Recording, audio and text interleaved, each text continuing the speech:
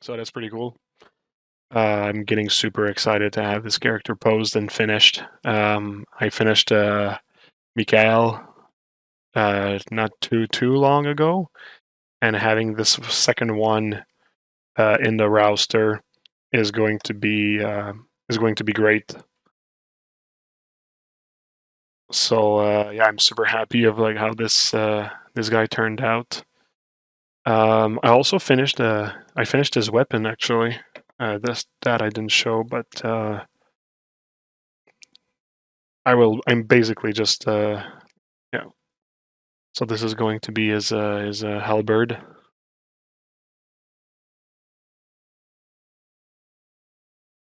There you go. Hey, Acta.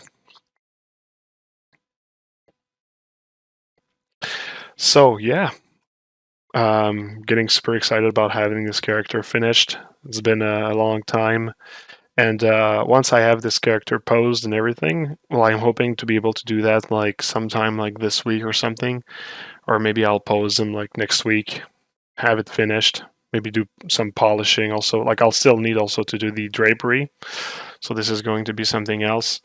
So I'm thinking that maybe like next week I'll still be playing around with him, and the next week after I'm going to be starting on my new medieval character, and I'm like my other character, which is going to be the frog in Elden Ring. Pretty excited about this one as well. Um, I'm finished with Elden Ring, by the way. Uh, it was it was a ride. It took me like 100 hours to finish the game, and finally the curse is lifted. I am done. I'm done playing with that game for a long time because oh boy, that was taxing. What great game, great fucking game. Um, really one of the best game, most addictive game that I played lately. So yeah, absolutely great. So now that I am actually finished with the game, I have all this is inspiration to start on my next character. So yeah, but for the moment, Raphael, it is this character right here. So yeah, this is a blocking of the wings. Everything is going to be polished. Afterwards, it's going to be placed. So yeah, really looking forward to that. These things, the skirts here, are also going to be rendered later in polished. I mean, so yeah. Let's let's get this thing going. Just open my references here.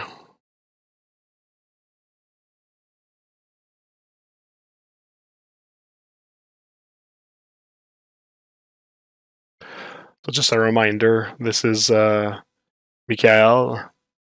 So see, going for a similar rendition. Oh, do we have a sub? We have a sub. AJ, thanks a lot for the sub. It's pretty cool. Rero Lucky, thanks. It's much appreciated. Thank you so much for the generosity. That is appreciated a lot. Cool. We're on a hype train, guys and gals. Yeah, isn't that awesome? Awesome. Great. Cool. So yeah, this guy here and this guy saving. There's going to be a third character afterwards of that series. There's going to be Gabriel. So this is going to be pretty great. And for those who don't know, this is a character that's actually made for a series that I'm working on to be printed as statuettes, and it's going to be the sequel of my previous project that's called the Four Horsemen.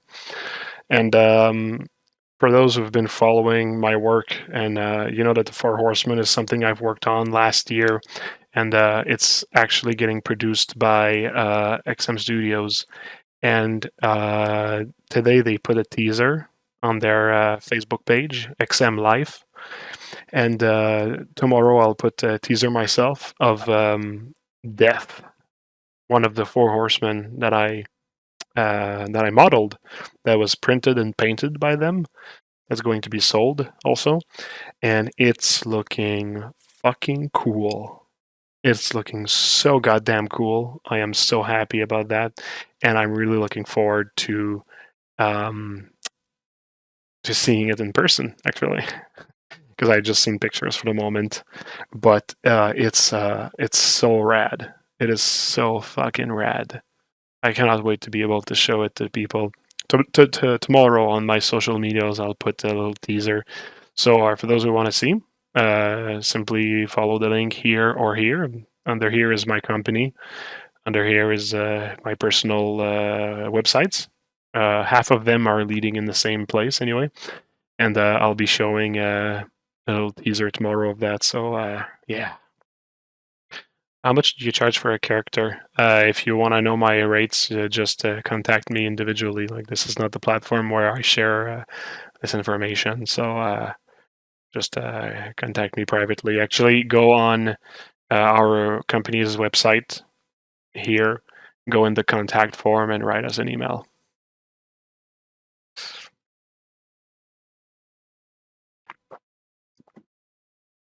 All right.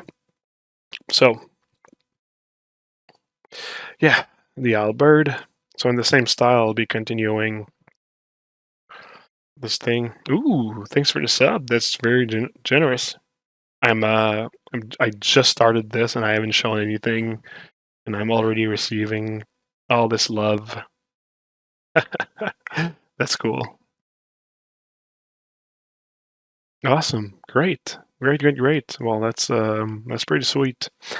So, okay, let me show you the placement of the wing. So I've placed the wing in orthographic view like this, so that I get to work with symmetry if needed. This object is in the center of the world also. So yeah, I mean, I already did the blocking before, like I showed in my previous video. The blocking was already done, so I'm basically just like, I know how the shapes, how they need to be, where the rotation point need to be, and I'll simply need to polish this here and place it back in place, and everything should be dandy. So yeah. Yeah, so let's remove the floor here. I already have my blocking that's here. So what's in red right now is my blocking, and I'm basically reproducing this, but like polished this time. And I'll use a few steps. I'll use a lot of reprojection in my in this stage, let's say. So yeah, that might be actually the point of this video, is to show that reprojection method. So this is really just a blocking. I won't really be reusing this, but I actually created like a few pieces separately to be able to project my mesh on. So you see like the mesh that's under here might be actually projected on top of this to regain the shape. But yeah, let's simply get to it.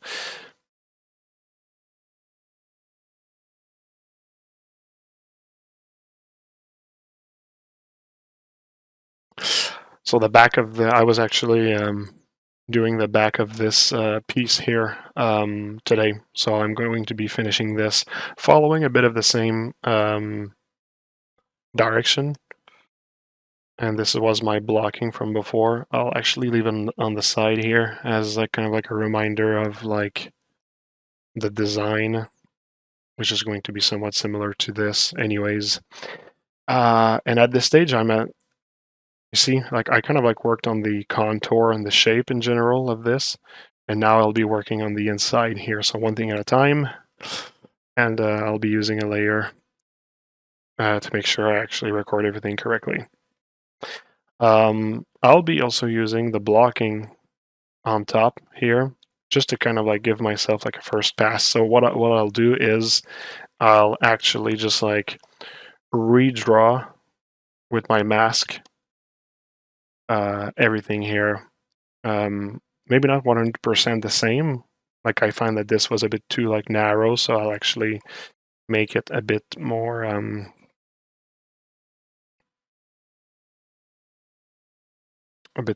less narrow, for lack of better words. And yeah, oops, I forgot to mask everything but the inside of that mesh. So let me go ahead, select reverse and select mask all of this. There we go. So now I know that I simply need to mask the rest. So I'll start by actually masking things that are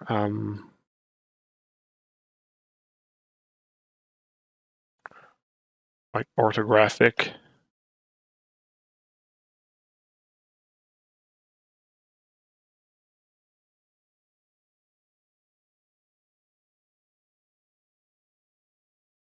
I was using the other side as a size reference.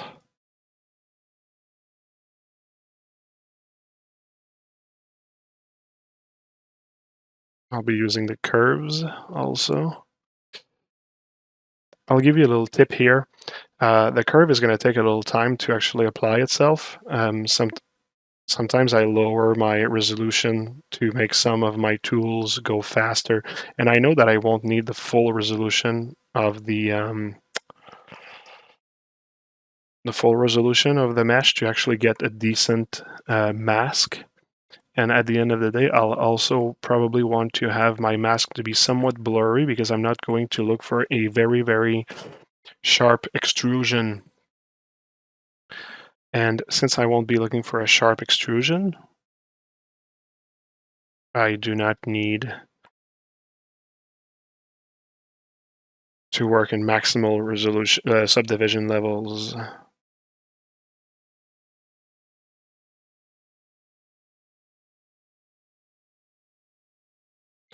So I'm making sure that my line flow is somewhat correct, is decent enough.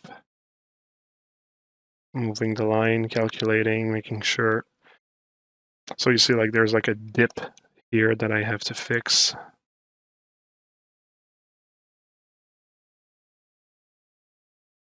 There we go, because both lines were not really following themselves correctly.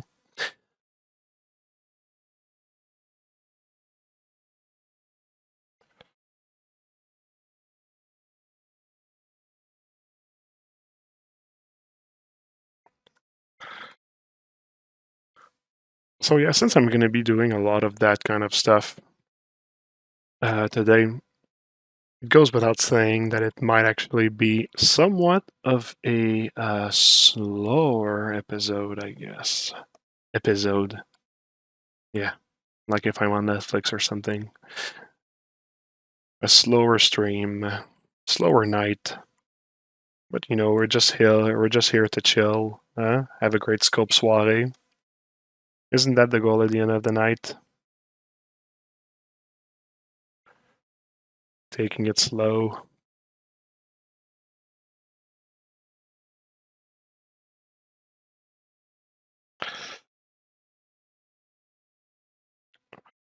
I set my mask tool to be to have the focal level at -10, so I get this very, very sharp.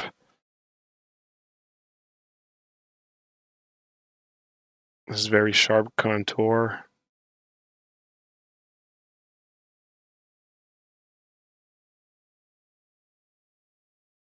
Boom. Thick burst. Hello. If you would have to retopo the model, which program do you use? What would be your pipeline method roughly? I'm super old school with that stuff.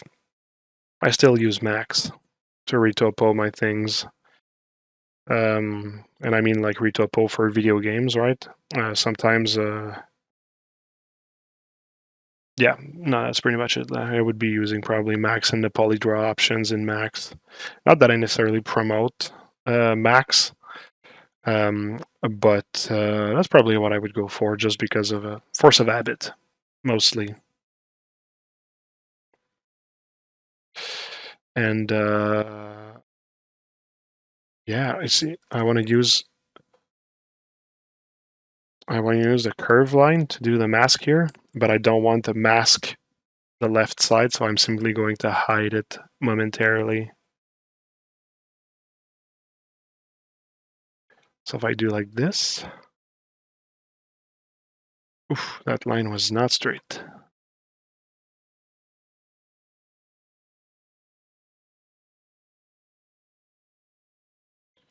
There we go. So if I make everything reappear, it did not catch that side. So we're good.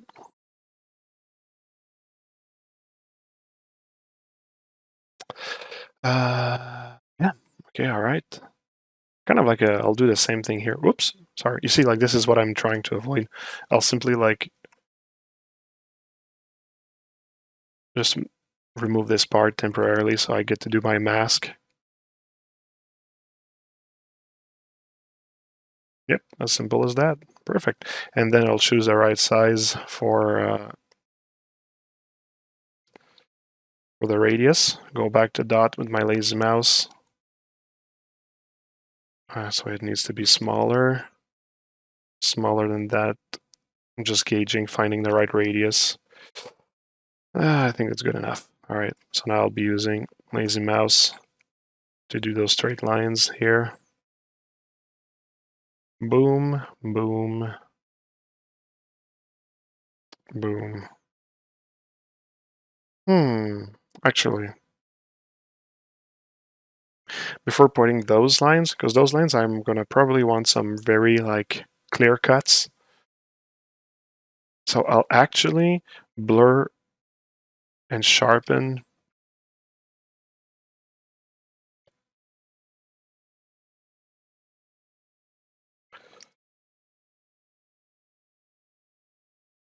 I'll blur and sharpen those this silhouette first, so that my corners get a little bit more rounded and everything. Is that too rounded? No, that's fine. So sharpen even more, and then I'll put these lines here.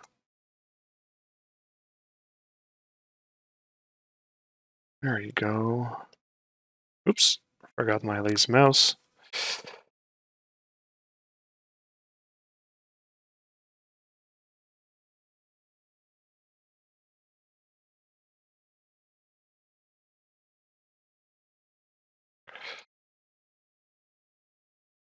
All right.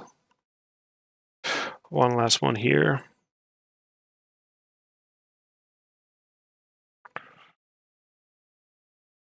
That should be good. That should be good. So you see, with that, we're done with masking the silhouette here, and we'll be ready to do one clean extrude. But to get the right profile, I'll remove the blocking mesh. To get the right profile, I need to actually have the right blurriness at first, and I think it's just like one little like shot of blurry right there. And if I do an extrusion, I'll try to extrude at the same depth as the right side. I think that this gives me the same sharpness. Yep, that's pretty much it. There you go. As simple as that. You see, I kind of like fucked up the other side here, but this is why I use a mask. This way I can record a morph target, and with the morph brush I can erase that part, but I'll mask this side of the mesh using my polygroups first, and then kind of like reset everything that I could have done. And there we go. So we're done with this masking part here. Yeah, as simple as that. Late to the party, but I'm here. Oh, you're not that late. Don't worry about it, Michael. I realized I didn't actually answer your question completely, Sick Burst. I would be using Max and Retopo in Max, UV in Max. I heard that I know Resum is pretty good for doing UVs. Then baking, painting in Substance, the standard. Nothing really special there. How about Topogun or Resum for Retopo? Have you used that before? Topogun, I used it and didn't like it.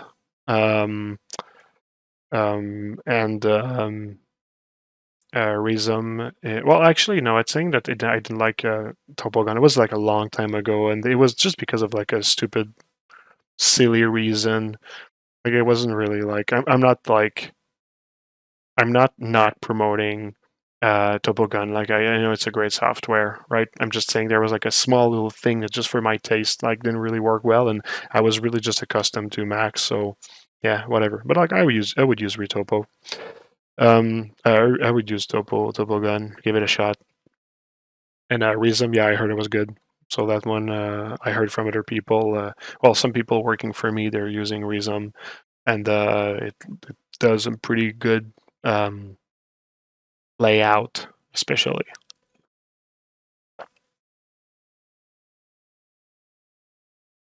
All right. So then let's place another layer just to actually have my mid shapes and my detail on two different layers, sorry.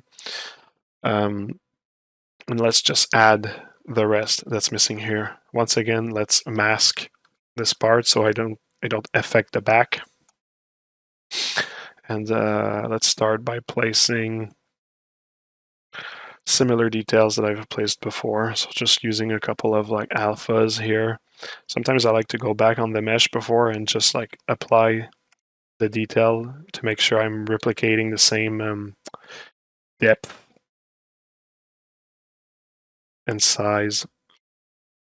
So that's more the size, and the depth is probably going to be something like this. See, that's better. So now I know that I have the alpha with the right depth and size. So let's apply them on our model here.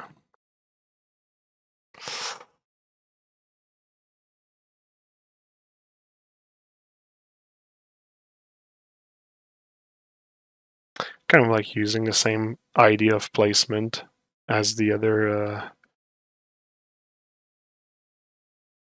side here.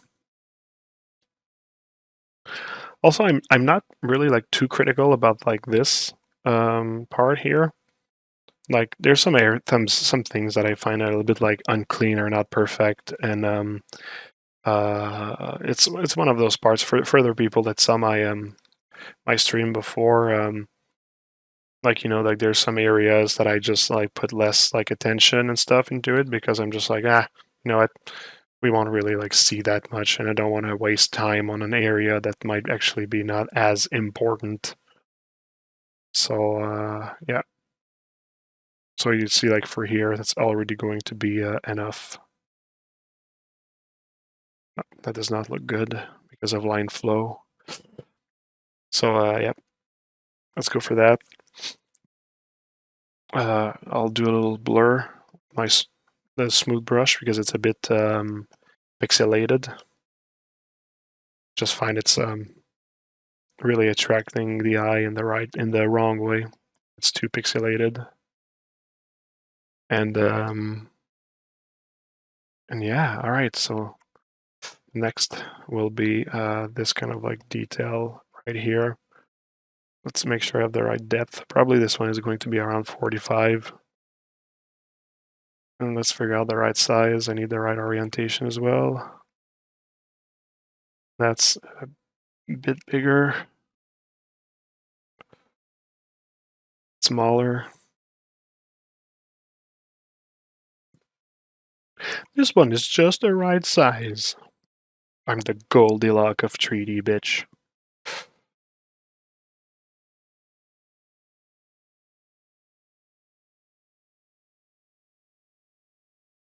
All right.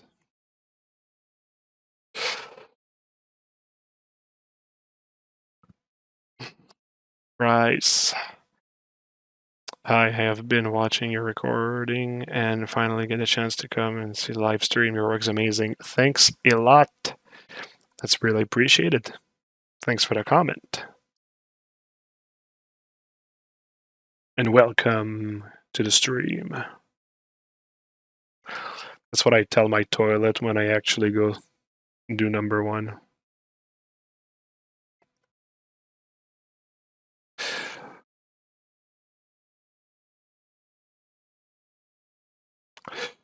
What's that joke of bad taste?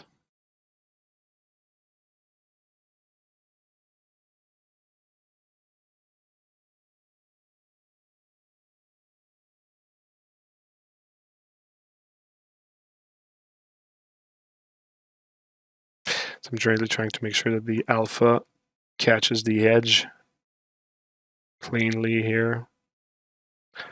Boom, there we go. Oops, actually, no. Too much. I needed to touch the edge a little bit more. Like this. There we go. Clean, clean, clean.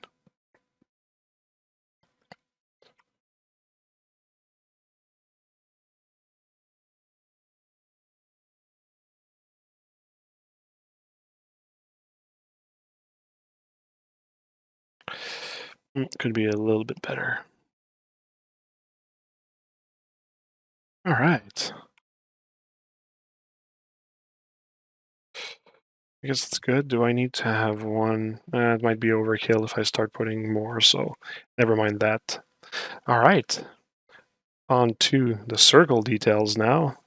Let's first put some elevation right here. Oops, wrong alpha. So like on the other side, I just want to make this a little bit higher.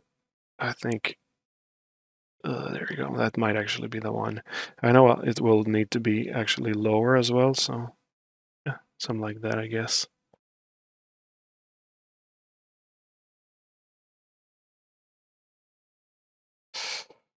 Is it the same height? Yeah, approximately. We're good. Now on to the other detail. This cool little alpha I don't get to use a lot because it's a bit overwhelming. But for this, it's exactly the kind of detail I'm looking for. A little smaller. Wait, no. Yeah, that's the size. Okay. And let's place it.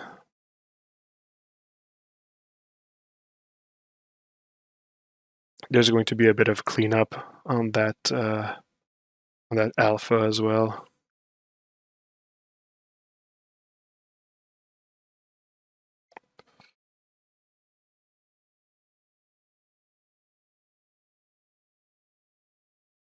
Do I need to place an extra one here, this side?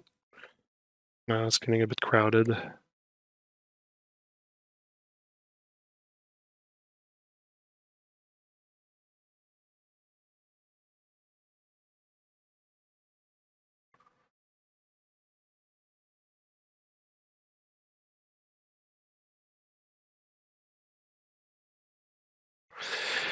Yeah, for me that's the best balance actually.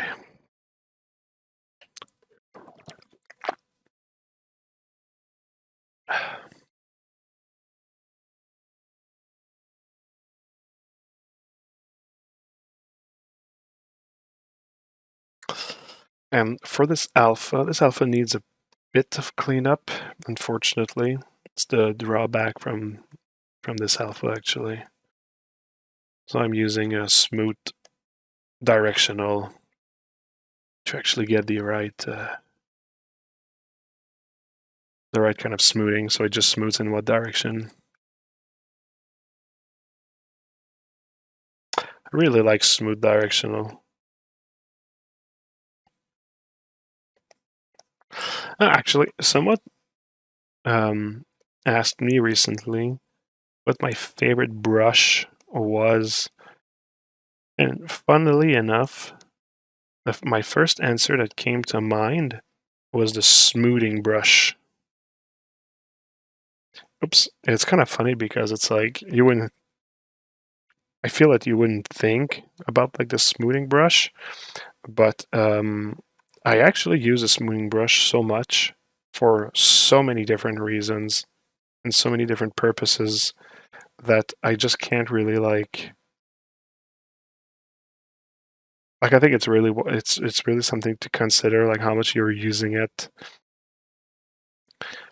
Like it doesn't build up your volumes or anything, but in terms of like polishing, there are so many things you can do with the smooth brush. Plus, if you think about the alternate smooth brush that relaxes and everything, I just find there's so much functionality and usefulness packed into one brush. So yeah, for some reason, I think that would be my favorite brush.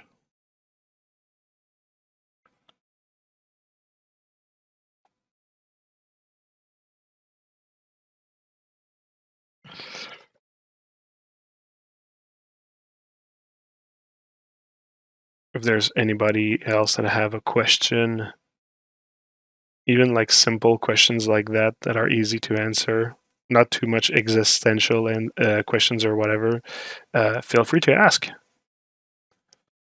while you have me on the phone.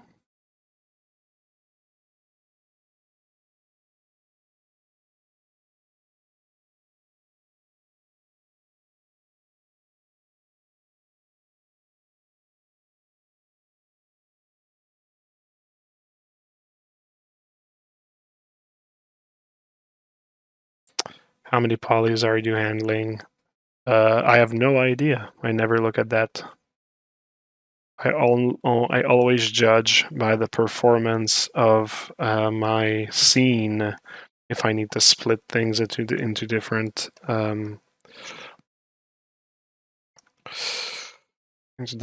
Z tools or subtools or whatever. But for the sake of answering your questions right now, this wing part, well, the entire wing is 22 million. Does that make sense? Can't be just 22 million. No, it cannot be just 22 million. Well, I guess maybe, if that's what it says. This one mesh here, though, is, clone it. This one mesh is, well, this one mesh is 12 million. The total cannot be 22 million. It has to be higher than that. I don't know, actually. The software kind of like seems to not give me the full amount. So I would know.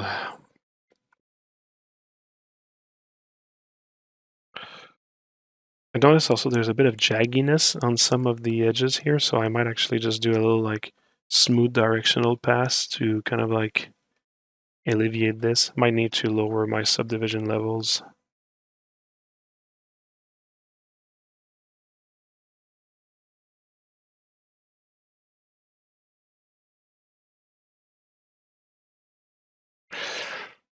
Yeah, smooth directional sometimes really does like really does magic sometimes, I find.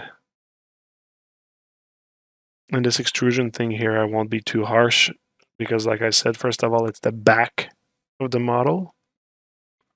So it's not going to be really seen. Plus, once printed and polished, I don't think we're going to really see it anyway.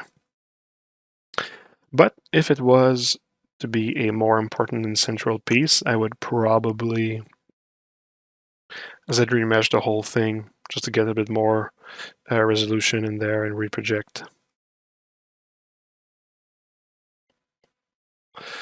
What is your technique to smooth the border when you make them to clip curve? What is my technique to smooth the border when you make them to clip curve? I mean, how do you get these perfect angles?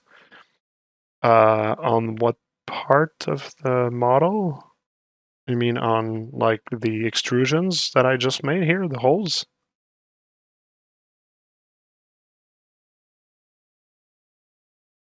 A bit of jagginess here. Let's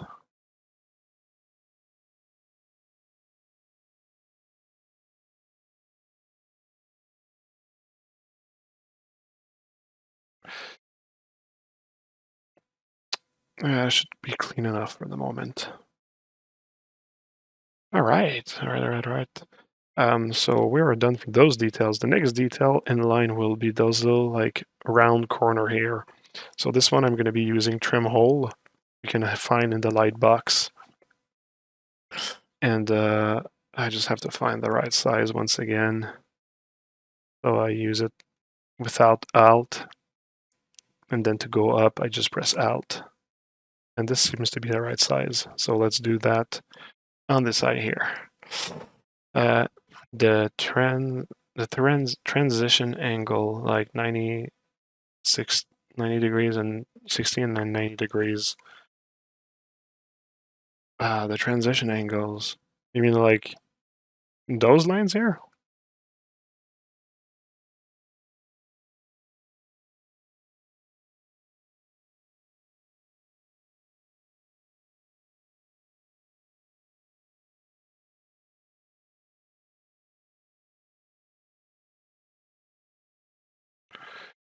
Another thing is I have to really to shoot, like to guess when it's actually that high. It's kind of hard to say, but like you kind of like get the feeling of it at some point, I guess.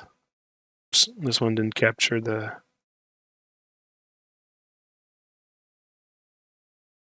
There we go, got it.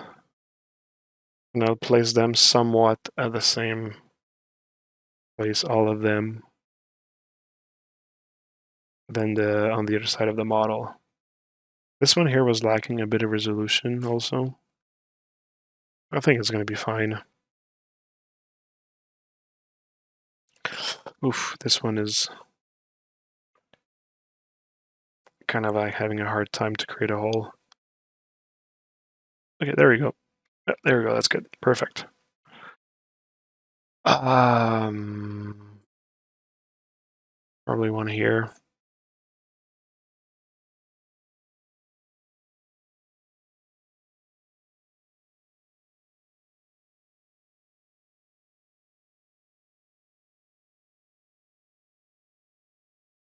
Am I going to need one more?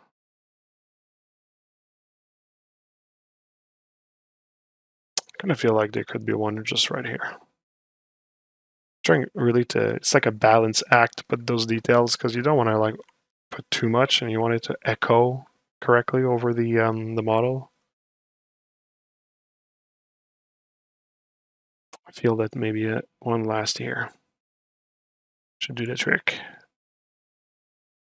Yep, there we go, that's good.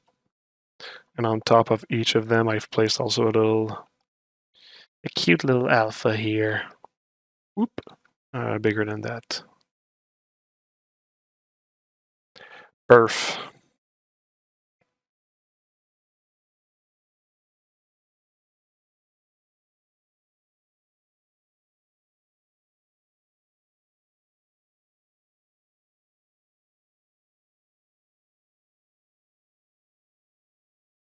All right.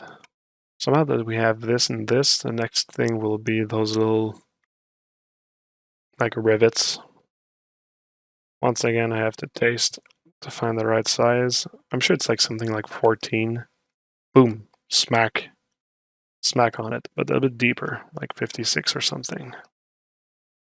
And now we can go ahead and place them a bit all over these parts here, like each corners.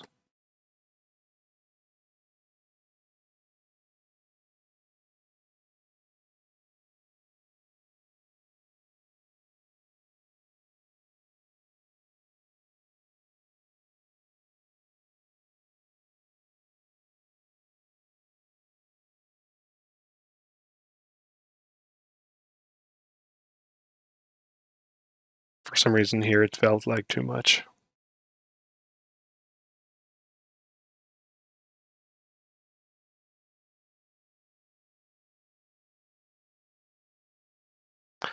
All right, done with those details. Now it's going to be those little like lines right here. Once again, practice with the size and depth. It's going to be need bigger than that. That's the right size. I think it doesn't need to be that deep. There you go. Perfect. So for the sake of consistency, I calculate my stuff. Boom. So I like to change one side and the other side.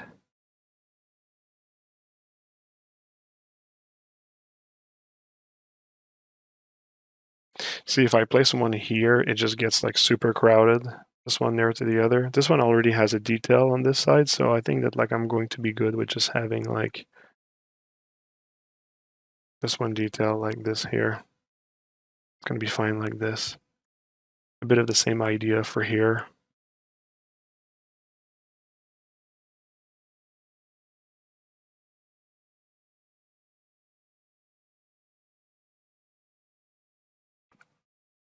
Don't know what happened right there. Oops. What happened right here? Okay.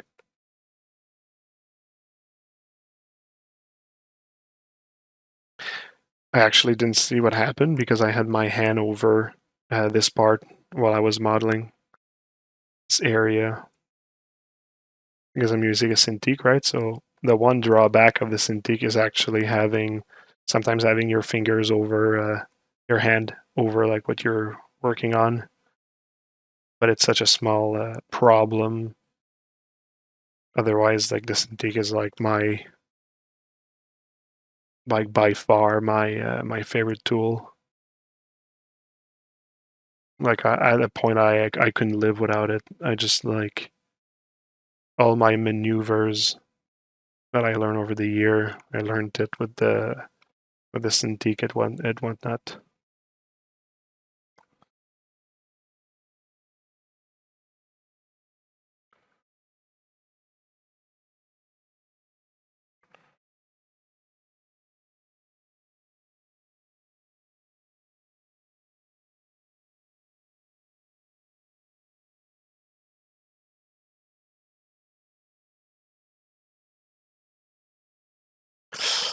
Ah. Hey, Rat Lord. You can't watch. I'm sorry, I don't want to make you cry. I care for your feelings. Please don't cry. Well, actually, you know what? No, you can cry. It's absolutely fine to cry. Get it all out. I'm here to listen to you.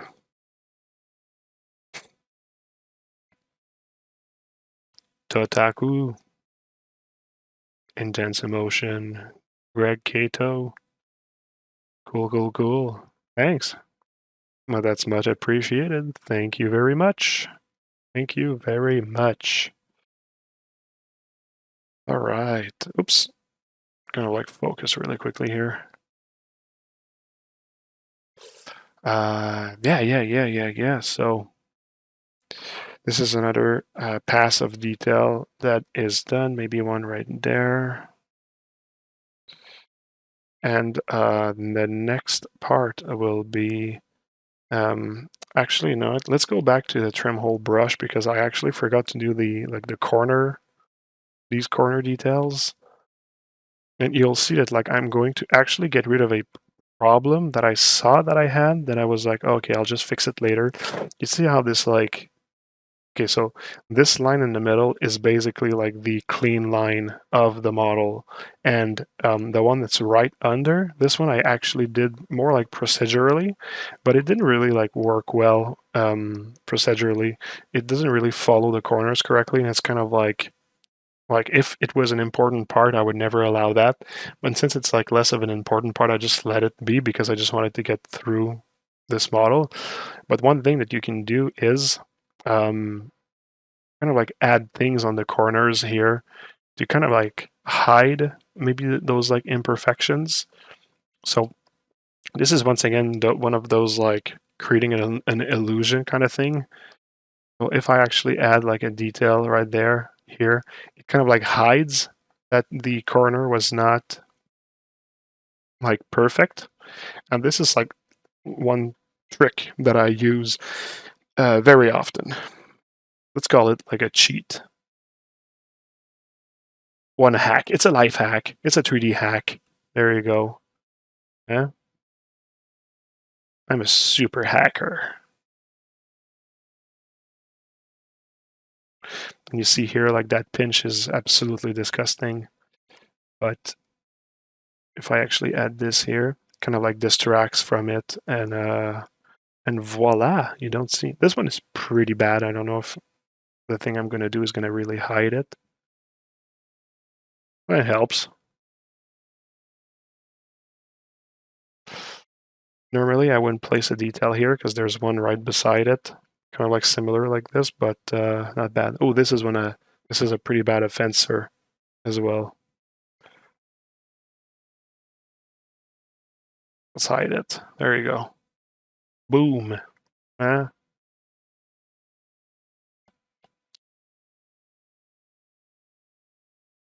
so much hacking happening here. Should rename that stream Hack Soirée. Huh? It's a little chill night. We're gonna hack tonight. Hack Soirée. You know what? Sometimes I wonder how many people turn off the volume while watching my stream. And you know what? I don't blame you at all. I absolutely don't blame you. There's so much stupid stuff that somebody can endure on a stream. So you are all forgiven. Well, you cannot hear me, so who cares, right? Okay, and you see that was the part where I was like, this is a grave offender here. Well, first of all, this needs a little bit of polish. Plus, it's like on a corner where like the topology gets pretty fucked up. So like, of course, it's going to actually have problems. So let's like smooth relax just to get rid of a bit of the pixelization around here. But there's so much I'm going to be able to do here. And like I said, since it's like inside part, I don't really care much. But normally I would have, yeah, be a little bit more careful with all of that if it was really important. Forgot the detail here. Did I forget another detail? No, I think we're good. All right, let's fix this here. It's too big. There you go. It's just the right size. All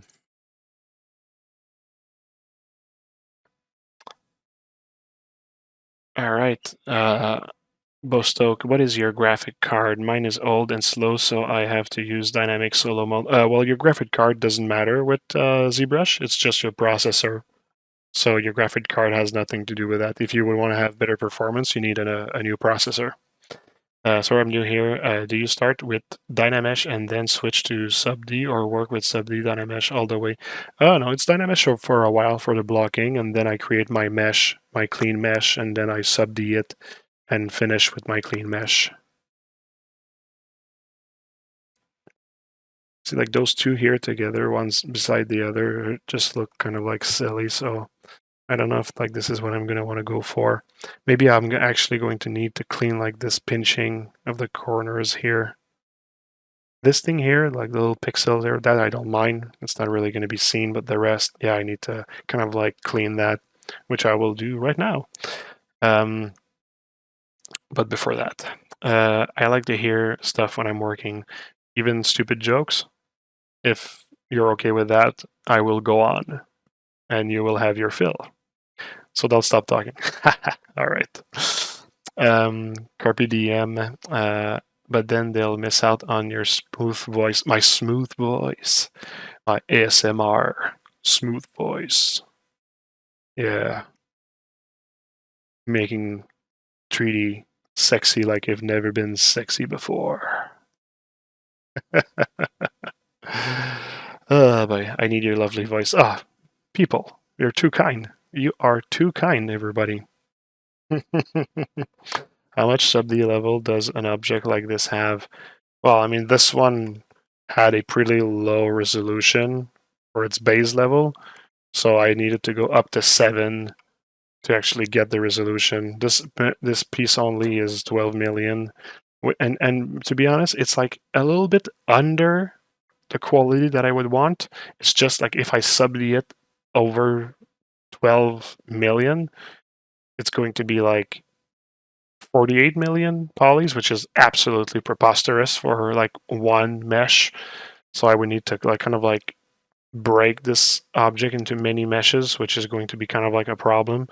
And at 12 million with this kind of resolution, I pretty much got what I needed. So like I'm fine with the resolution. It's not the best, but it's going to do it. Can you show the wireframe? Yeah, well, there you go, just did it. Can you put a bracket piece over it? Can put a bracket piece over it. Can put a bracket piece over it. I'm sorry, I don't follow what you mean. I'm sorry.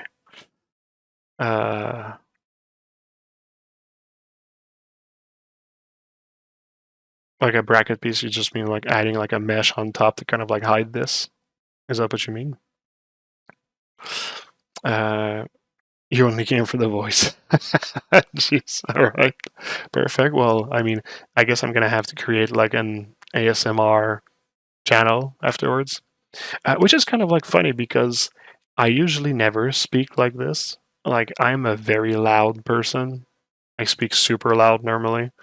If you've seen maybe any of like my conferences or like my speeches that I gave at like whatever the places that I've been, I talk super loud and I'm really like boisterous. But like my kid is sleeping upstairs, so I'm kind of like can't really. Plus, it's like 9:45 at night for me. So yeah, I'm in chill mode.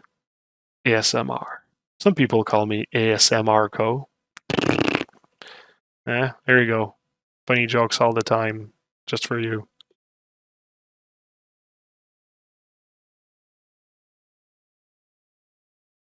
Yeah, machines for more. This would be a totally valid way of cheating that.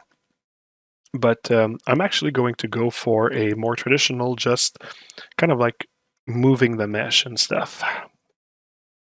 Keep him coming. Michael, don't encourage me too much. My wife is done with my jokes. You know what? I guess that this is for me the right opportunity to get them all out, huh? In a night like this. So you see, I'm using the move brush with the Acu curve, and kind of like just making sure it doesn't like pinch and have like the spiky things that it had at first. And anything that's like too spiky, I might actually just want to fix them by hand. This is so like tedious in a sense, but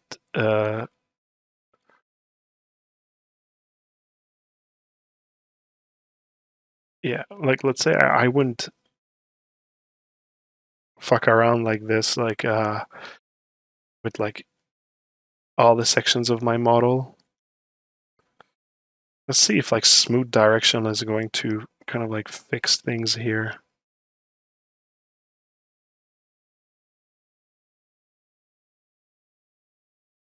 It's really gross what's happening on that thing here.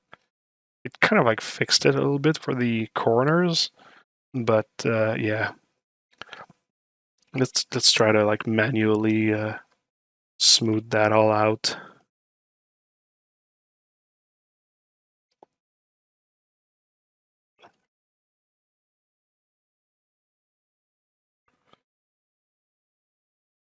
So it's kind of not perfect, but it's better.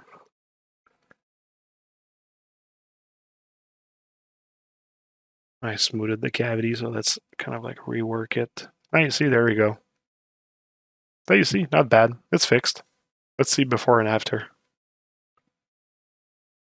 There you see. It's better now. That's good. I don't even need to add like a little like cheat detail because it's actually already nice enough. Here we go. Mission accomplished. Boom. And all of that with the move brush, smooth directional, and H polish. Oh, and also orb crack from the little cavity. Okay, that joke almost made me mute the stream. Well, you know what? My goal tonight is going to actually have you mute the screen. So there's going to be more coming. Your hostages of my dad jokes. Yes. Uh, cool. Okay. All right, we're almost done with the details at the back here. We have like this little like detail here that I want to actually have around as well. Let's get this on the road. Rotate the alpha a little bit bigger, a little bit smaller. Just the right size and also the right intensity. So let's do that. Come on. Oh, crap. Okay, yeah, no. I was just not in record mode. So let's go back here. So yeah, and once again, I'll simply like use the same like placement and visual targets as the other ones. I kind of like don't like it here. And here it might be a little bit nowhere. Maybe like right here. Yeah, that's good.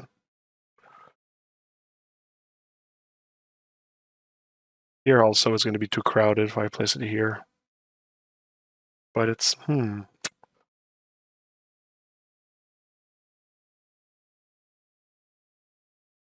it's too crowded. That's not good. I won't force myself to place it at the exact same place as the other side. It's not really working in my favor at the moment.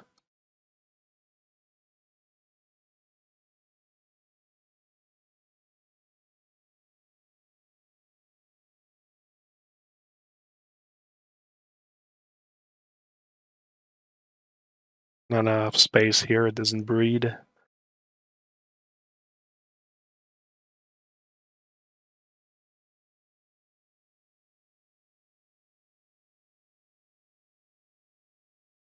You know, I'm just simply going to end up not placing as much. All right, I think there's one last detail to place.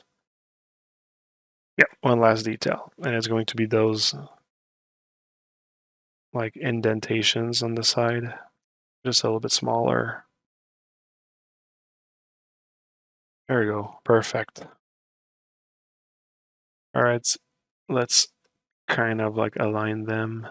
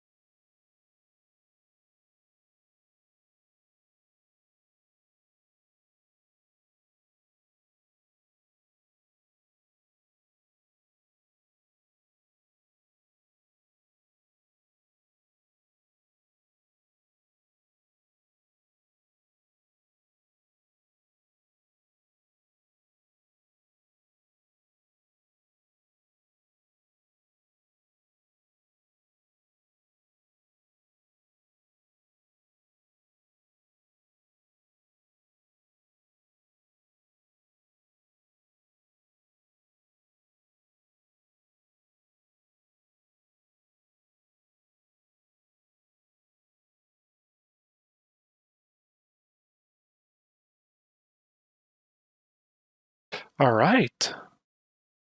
And we are done.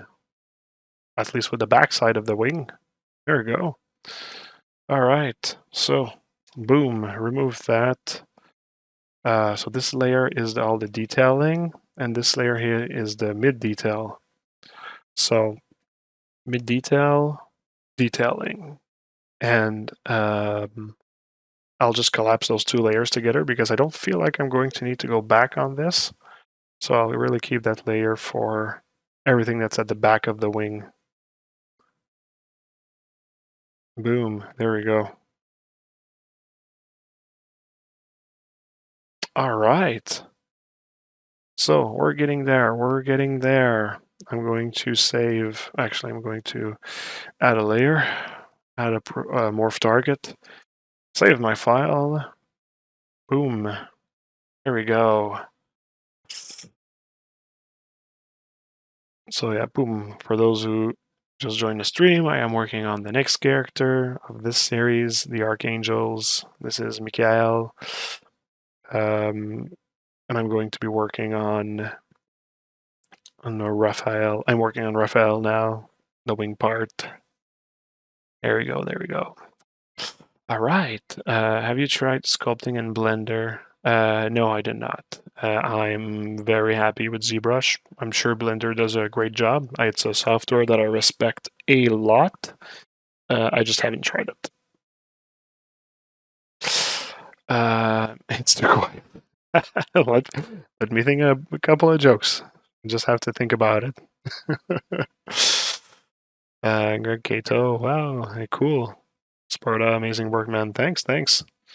You are 3D God. If I am a 3D God, that is not a question I'm going to answer. It's one that I will let people judge for themselves. And the answer is no, I'm not a 3D God. But you know what? I appreciate the comment, the rhetorical comment.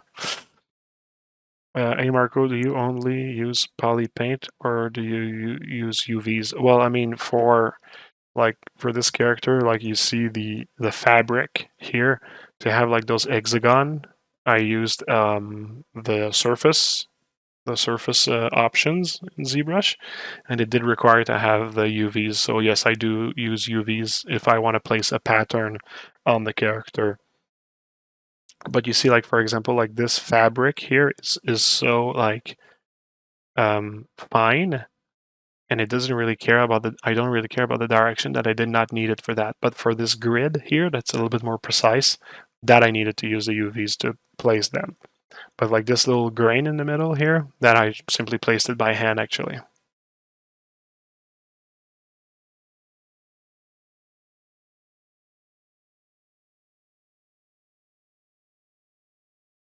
See like this grid here on the wing, on the cloth of the wing, that's also using UVs to place it.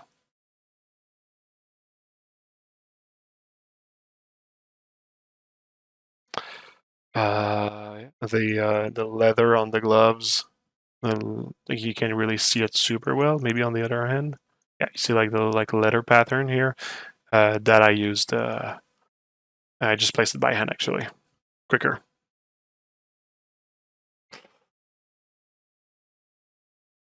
Do you UV in Maya or UV in ZBrush? Oh, just UV in ZBrush. Super quick. Use poly groups to kind of like already divide in different islands, and then you just almost like UV unwrap automatically. Yeah.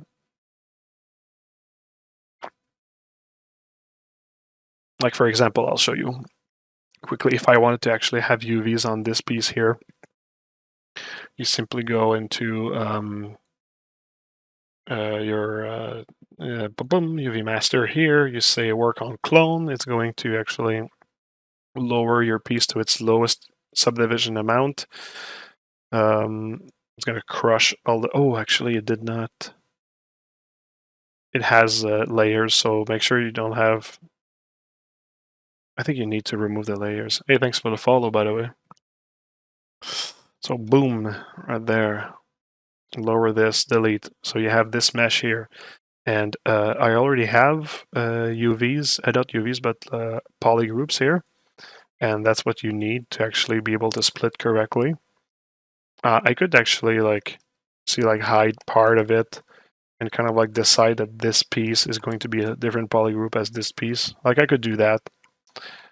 Like here, it's kind of like long. I could actually decide, you know what, you and you, and then, oops, like these different poly groups. And then in UV, you choose poly groups here and you just do unwrap. But it's done. And now you can click flatten, and those are your island piece. So you see they're like diagonal. So if you actually place a texture on top here,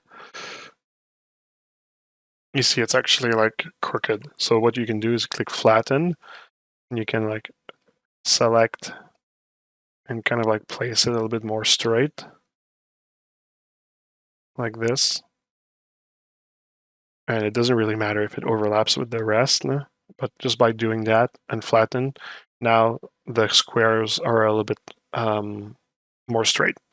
And if you need them to be more straight than that, like you see, that's probably going to be better for this and for this one. I probably need to place it like this, actually. You see, like the squares are a little bit more in the right direction. It's not perfect yet, but it would do the trick. And then you do copy UVs. Then you go back on your mesh here and you would do paste UVs, which I won't because I don't need to have UVs on, but that's basically how I place UVs. So extremely rapidly and just enough to be able to use surface tool afterwards. Red Rig, lovely details. Thank you, much appreciated. All right, for this piece here, so this I'm going to actually like have this example on the side, which is going to be my guide. So like this is the blocking here, and I'm going to want to make it clean on this side here and actually follow the same kind of like surface detailing as this part here with the added symbol here on the wing. I have this mesh here that already exists that I'm going to use for projection. But before that, I'm going to want to create the lower level of extrusion for this character, for this piece here. So yeah, let's do one thing at a time. Let's start by one level of extrusion. So this is going to be a very particular way of working where I'm going to use a lot of projection to get the shapes that I need. So let's get going. Let's start by doing something simple, which will be the inward extrusions. I'm going to place my old mesh on top of that. For the sake of simplicity, I'm going to, not simplicity, but for the sake of processing speed, I'm just going to hide the parts that I don't need at the moment. And I'm going to, yeah, no, this is a better viewer. It's kind of hard to see, huh? Okay, all right. So I'll start by masking this poly group here. Oh, wait, actually. Okay. Maybe I won't hide it. Okay. So once again, back to my curve tool here.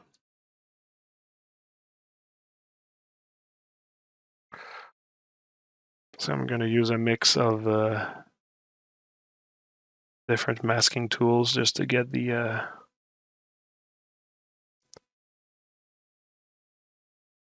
when doing straight lines, I kind of like prefer to go back in dot mode and just like mask like this. You see, I can actually use this. There's a straight line here. And there's no more straight lines, so the rest I'll be doing it with the curve.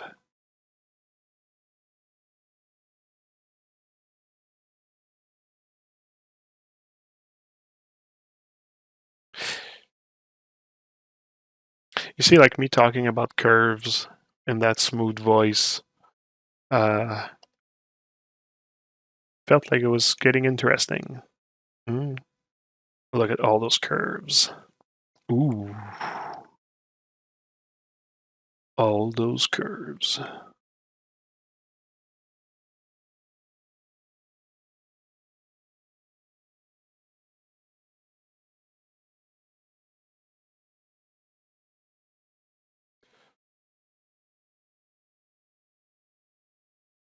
So this one took a little while.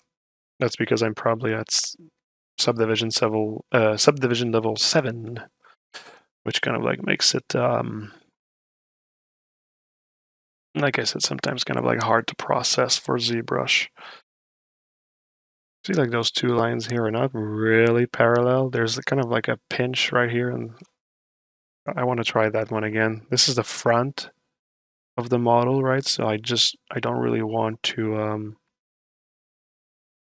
yeah, I don't want it to look like half-ass or whatever. Just join your stream. Which brushes do you mostly use for the rough sketch? Well, I mean, this piece here is very particular because it's kind of like a plate with some like detailing that extrudes in and out. So it's not really like, there's not really like a shape that's been like a shape with volumes that's been sculpted.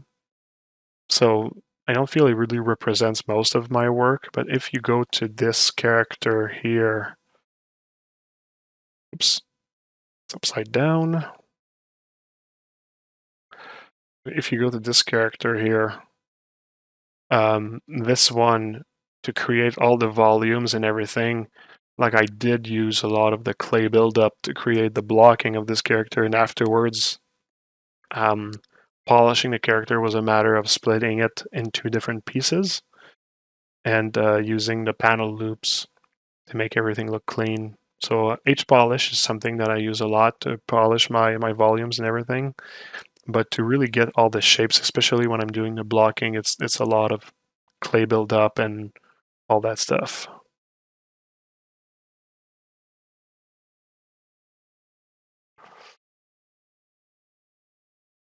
So yeah.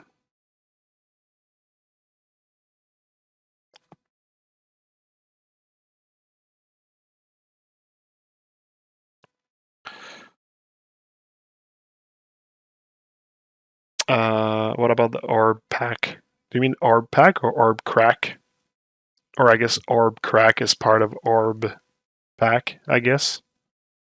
I do use orb crack a lot, yep. To do the cavity lines. It's a tool that I like a lot. It's kind of like dam standard, but with sharper beveled angles. Imagining how long the subtool menu would be before folders were added. Yeah, yes. Well, at first I was using a tool called Z-Scene Manager that I actually helped beta test, and it was a great tool. Then they added the folders, and the user, the person that did the plugin stopped updating the plugin, so I was not able to use it. But Z-Scene Manager at its time was actually was really a great tool, actually.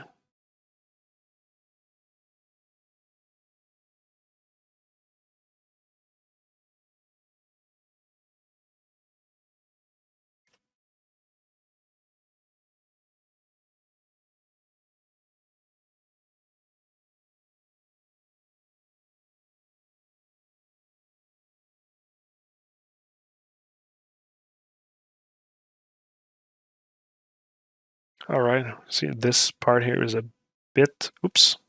It's not really the best curve, so I'll actually kind of like fix it by hand like this. There we go. Very good. Here I have a straight line. I'll do this.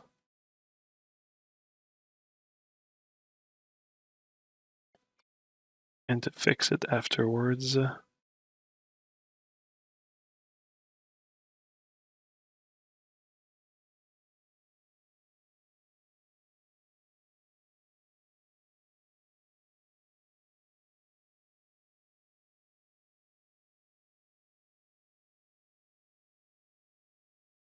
Hmm.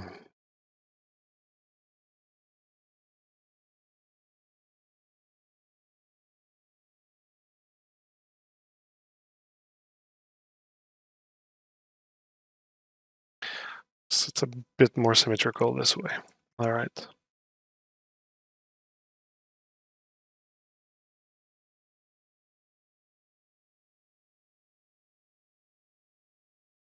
Oops. That's a mistake. Well, tabarnak.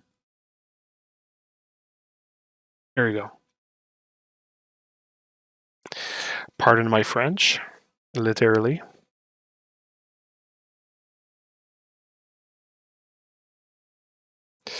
You're working on your character at home and you are managing artists in your company then? Well, I mean, my job is the co-founder of Chaos Masons, and I'm acting as art director, business manager, and team lead for the company. Thanks for the follow. And that's my day job. And during the day when I have the chance, or at night, if I don't get the chance to work during the day, I work on my personal projects. But yeah, during the day, I manage my own company. Chaos Mason. Forgot the yes there.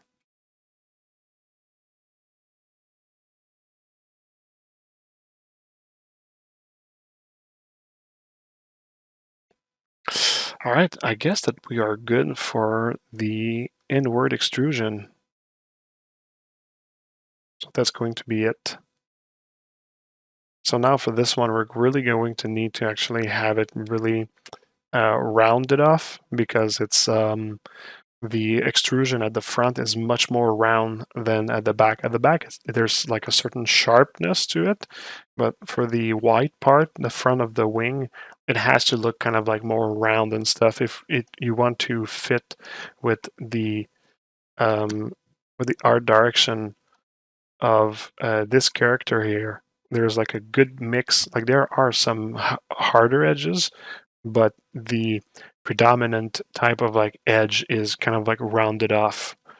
It kind of like has to do with like the fact that I wanted the look of the character to look more like nice, or the good guy, compared to the Four Horsemen. The Four Horsemen are full of like hard edges and everything, and it makes it look a bit more like violent, dangerous, or like more dangerous basically. Whereas like this, it has to look, the Archangels have to look more like protectors. So when it comes to making edges, I'll think about that as well, making sure that like it does look more like protection than aggression, right? So when I talk about visual language in my other videos, this is absolutely like a choice of visual language right there. This is a good example of it. So to smooth more easily, let's go back to one level of subdivision lower, and I'll smooth and sharpen a lot until I actually get, see, that's a good roundness here for the silhouette. And then I will want just a general blurriness, just to get that same kind of like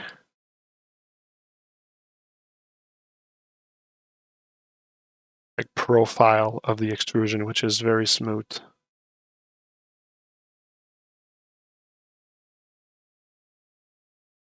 I seem to have also the same depth, so that's good. So you see how the extrusion is smoother? Okay, weird. This is why I have a layer to fix those kind of stuff. I just want to make sure I have the right smoothness for things. It does look good, I think. Yeah, no, we're good. We're good with that. Perfect. All right, awesome. So I think I already saved this morph target for the back, so I'll just use my morph brush. I masked everything but the back. Morph brush, there we go. Back to before. Boom. There we go, like this. We'll go back to subdivision level 7.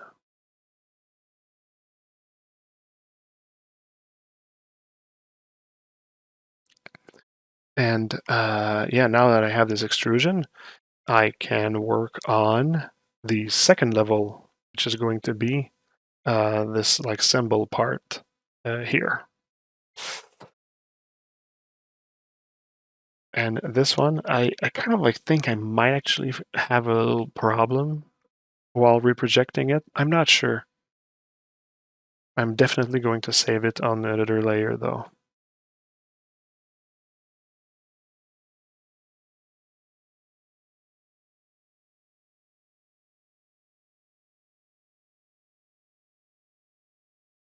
All right, so this is going to be the piece I'm going to be using for reprojection.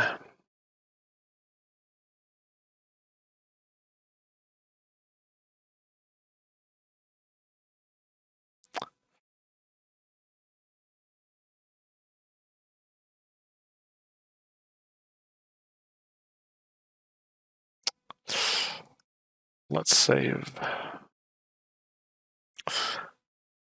All right, Marco, if you were to do clothing, would you just sculpt it in ZBrush or make it in another software? Well, it depends on the piece of clothing, like drapery and stuff. I like to use Marvelous. I just use like an old version of Marvelous.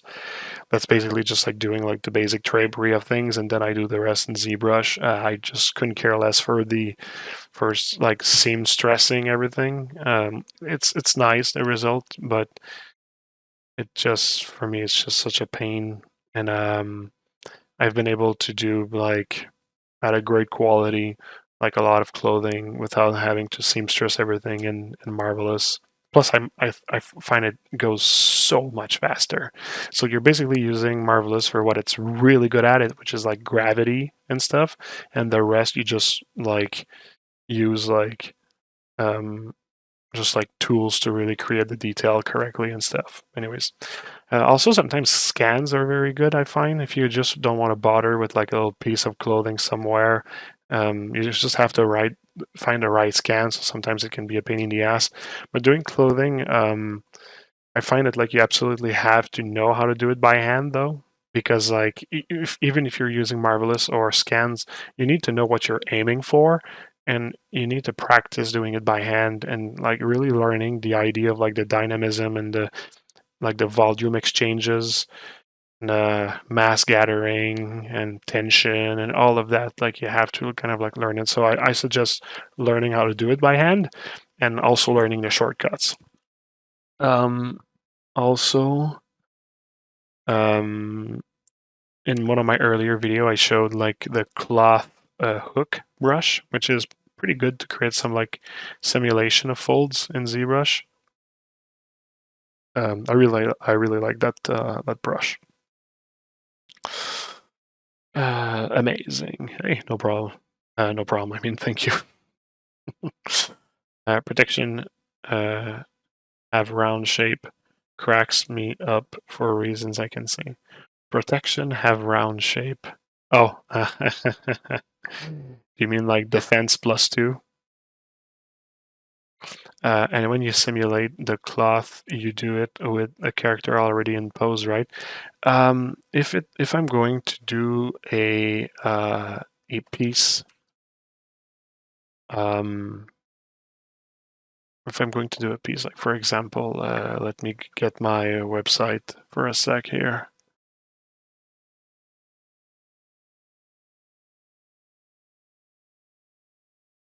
So for those who want to check, like,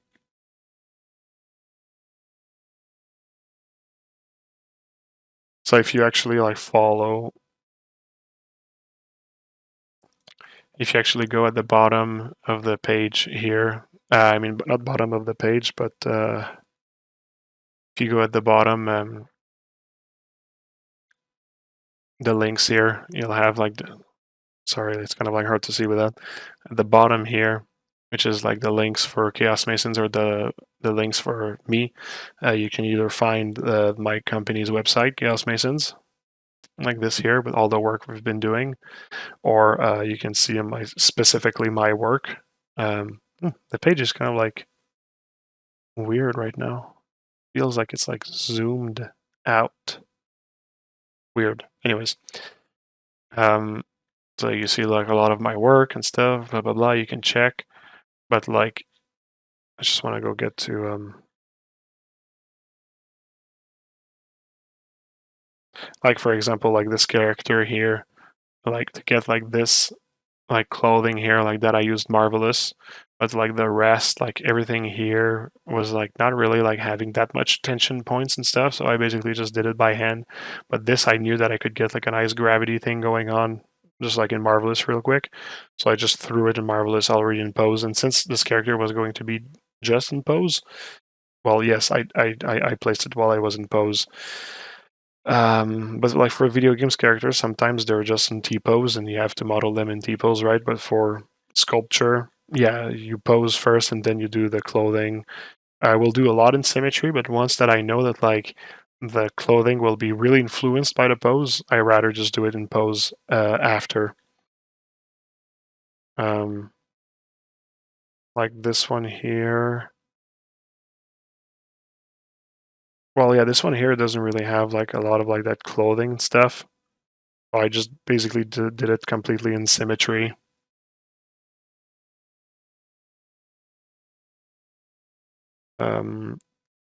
This one here, it's pretty much all done in pose because the pose really influenced. Plus, like the tensions of like those strings here, I really did have like a lot of influence with the pose and everything. So yeah, I think that the scarf I did it by hand, if I'm not mistaken. What about this one here? I think that the boot I did it by hand. The pants also. I think this one is completely done by hand actually.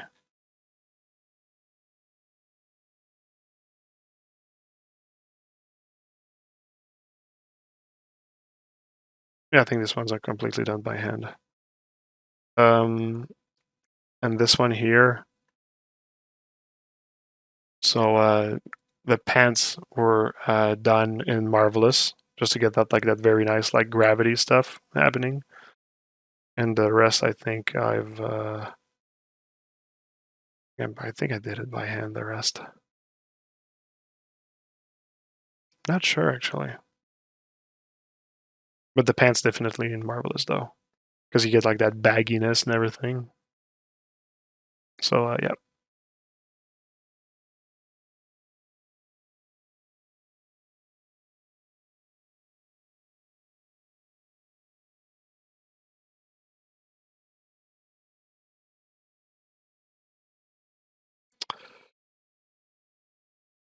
no problem. Cable B.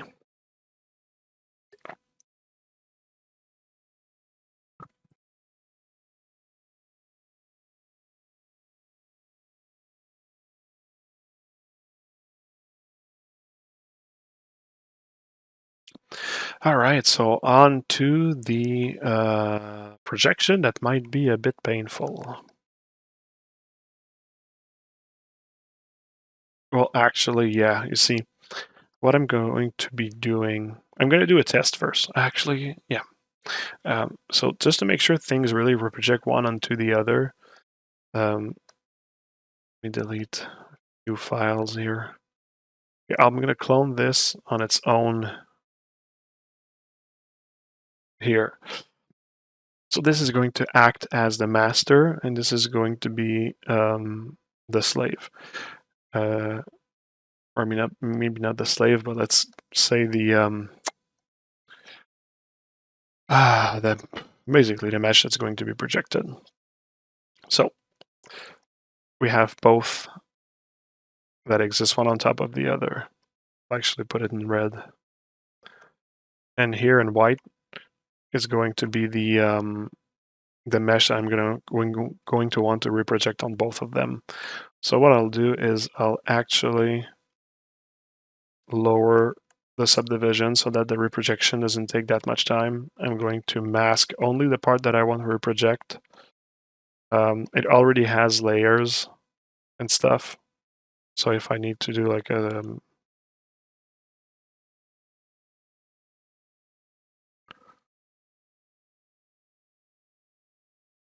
I actually already see that I'm going to have a problem because the way that the shape is kind of like inflating on itself on this side here, I think I'm actually going to have to kind of like make things like, oops. Jesus. Come on. There we go. I'm actually going to have like to give it like a bit of a like a running start. There we go. Because otherwise I know it's not going to project correctly. So that way here, like this.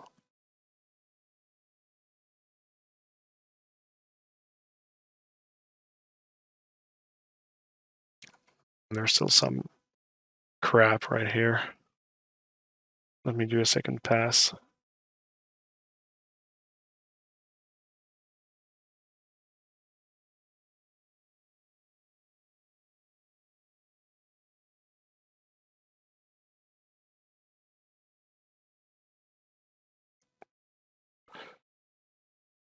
All right. And now when I do my projection shell thingy here, I think now it's going to project correctly on top. Let's see. I'll lower it to 4 and projection all. Okay, so it didn't work correctly, but that's just because I didn't put enough distance. So I'm going to tell him go and see the meshes that are, oh, actually no. It's actually going to grab the mesh under. So this is because there's like 2 meshes on top of each other. I might actually need to make these one unique mesh, actually. So what we're going to do is I'm going to, first of all, lower my subdivisions because it doesn't need to be that high. I'm going to get rid of the layers first. There you go, no more layers, 1 less subdivision. And for you, do I need to put 1 less subdivision as well? No, you're already like kind of low enough.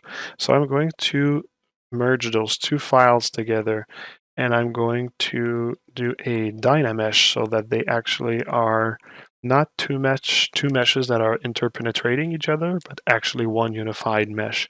I could also try maybe Boolean, but at this level of this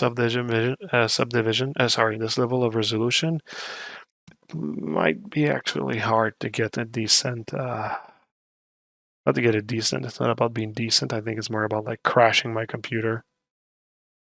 So let's see if like just a Dynamesh is gonna work. So let's Dynamesh this. So 121 is absolutely not enough. I can already see I'm going to be in the 2000 plus.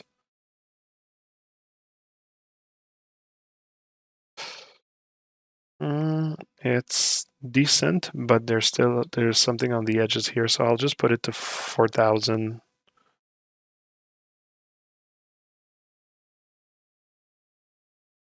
There's going to be a certain roundness around the edge, but yeah, you see, it's really not bad enough.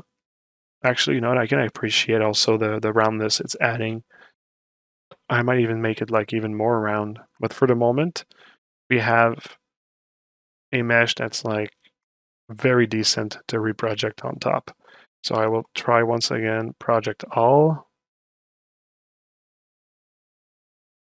And there we go. I'm not okay, and you see like the edge here, it's really just because of like, you see how the projection cage was acting? It's kind of like going on top of itself. So I was actually expecting to have it not really looking good around this area.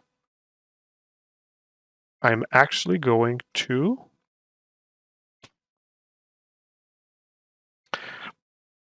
kind of like push it a little bit further even, just so that my artifact is not close to my targeted shape. All right. I think this is going to be the one, everyone. That's going to be the one. So project all.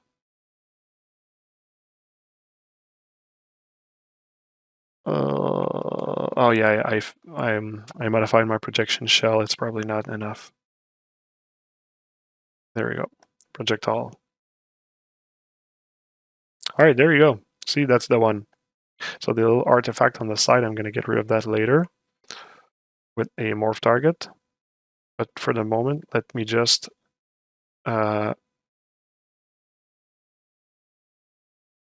augment the resolution, I'll get rid really quickly of the details on the side.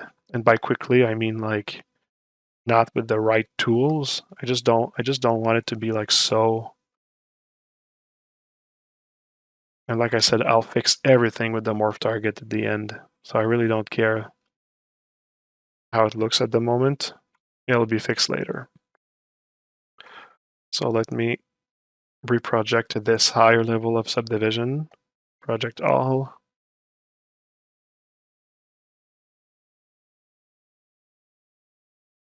As long as I have the centerpiece here that looks good, I'm going to be happy. And you see it does look good. So let's go one level higher.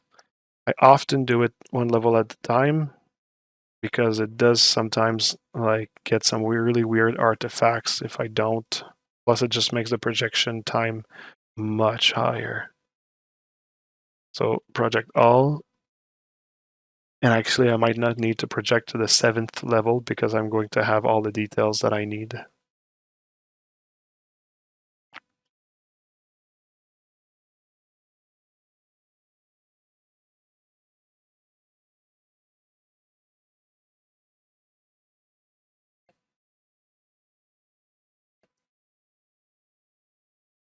So you see that actually might be enough.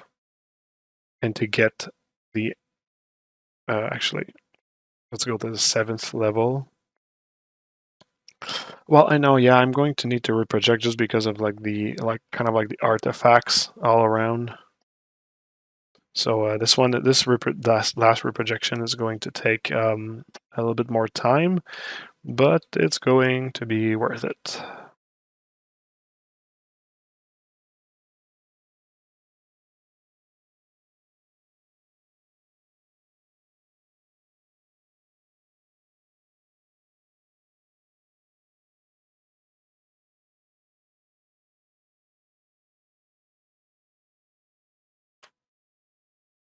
See, it's taking a while. I think I'm gonna change my music in the meantime.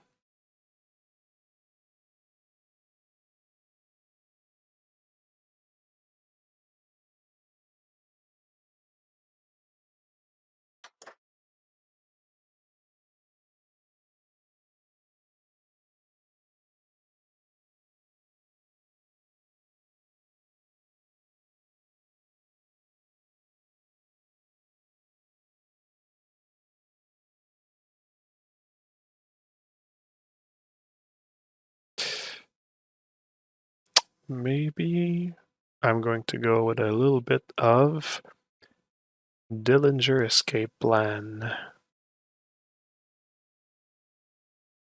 Yeah, a little bit of hardcore. Or you know what?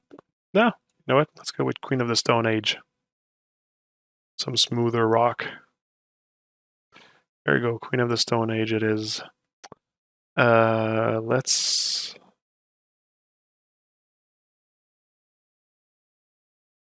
go with like clockwork. There you go. All right, and the projection is done. You see, perfect timing. Boom. All right. So there we go. We have it. Now, the resolution on the sides is never going to be perfect because, I mean, it's going to be fine, right? But if I want to place detail on that, it's so stretched that I'm probably not going to be able to do that. I would probably need to do a Z remesh of the entire model so that I can actually reproject correctly. And I'll start by placing my detail, and I'll see that if I need to do this afterwards. But for the moment, I have this piece here, and to make sure my mesh is like correct everywhere else, I'll use my morph brush to really get everything back where it was.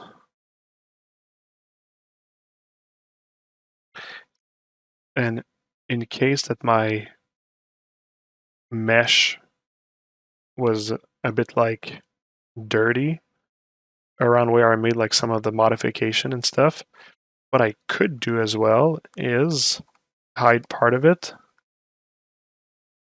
kind of like select, oops, I'll need to,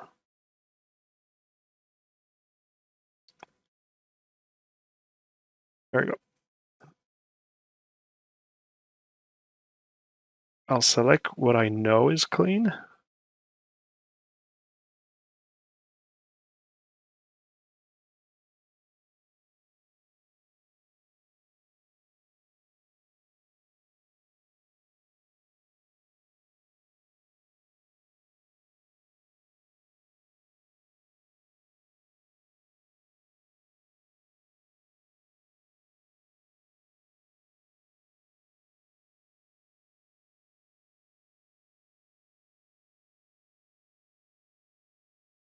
All right, there we go.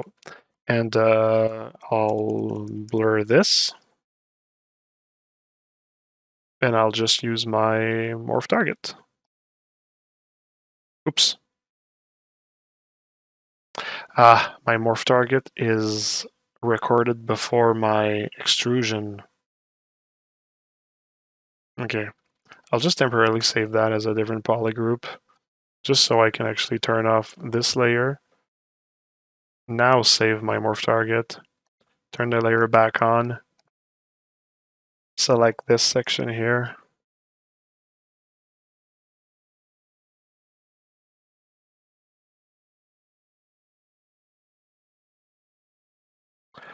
Come on.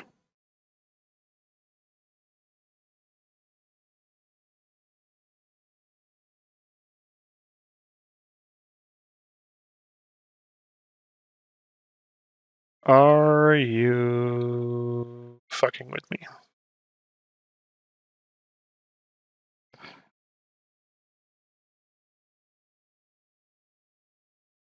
All right. Now we're good. And then morph brush, all of that. It's probably not going to make a difference. It looked kind of like clean already. This would have actually put everything back to its original state before the outward extrusion. But you see now, like that, we're pretty good, and we got everything. The symbols here, this was not done super cleanly, so I'll actually save, record another layer, add another layer, I should say. And what I'll try to do is, well, first of all, I'll put everything back here.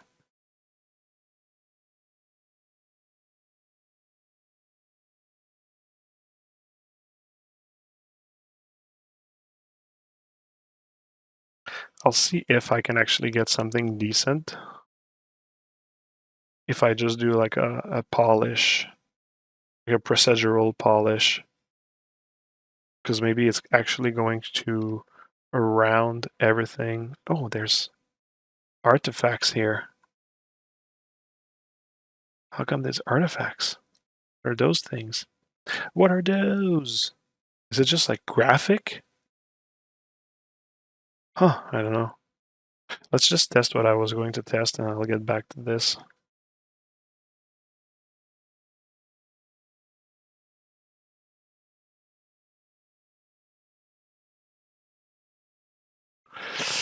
All right, so I have that selected.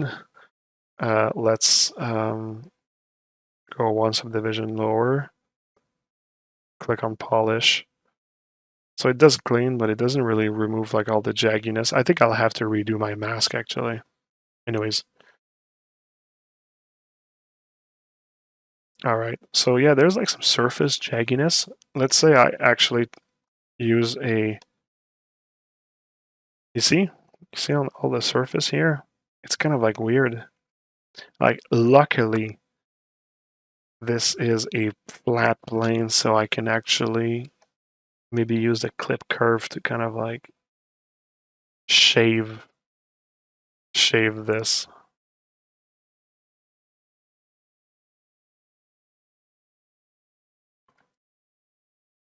Yeah, you see, there we go. So now it's kind of like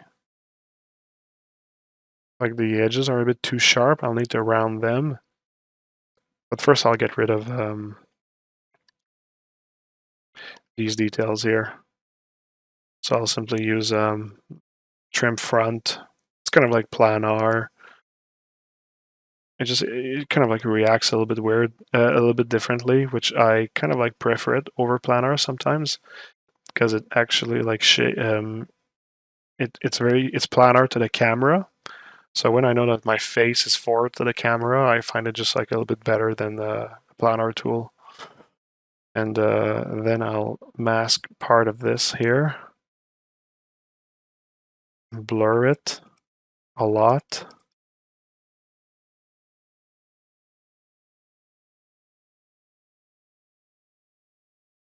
Ooh, computer is lagging. I told him to blur a little bit too much. There you go. All right, and then we're going to like the radius of my smooth rough is massive right now, and I'll smooth it out like this. Subdivision level 7 is a bit too high. Let's go to 6 to do that. There you go.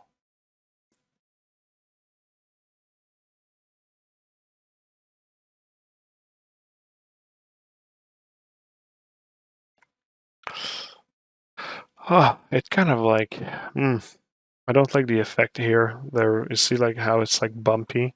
That kind of like didn't help. I'm gonna need to backtrack. So that solution was not the best solution. Like this so far works. But if I want this, I'm going to have to do with the fact that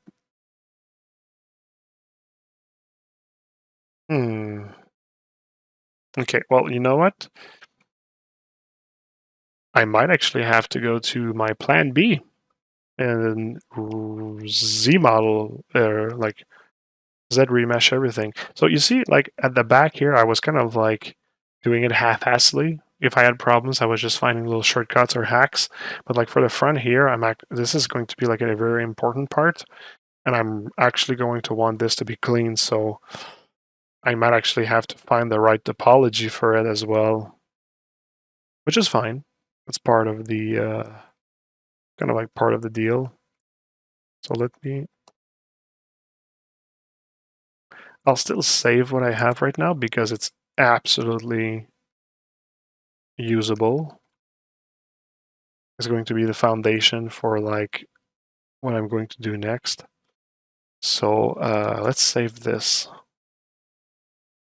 I can delete this one here. Let's save this here.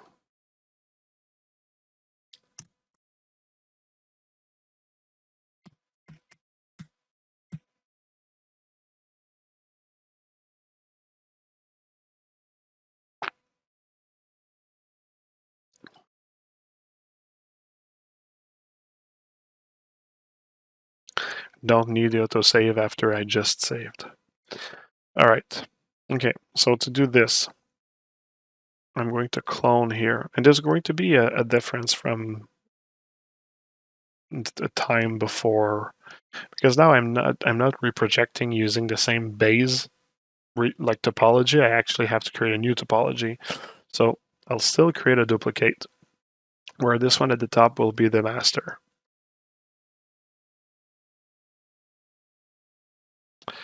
And here, I'm also going to actually, that sucks. I'm going to have to collide the details. Well, you know what? I'll go the entire way and try to salvage even my layers. So this is going to be a big one. A really big one.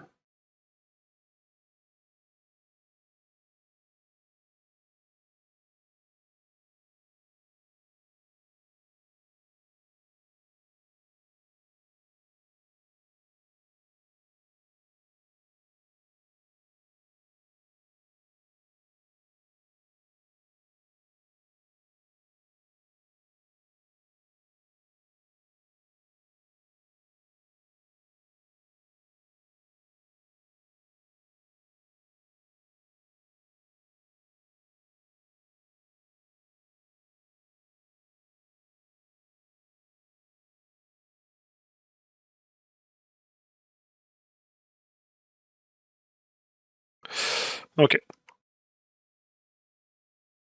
And let's go for the big one. No, I'll do an automatic retopo.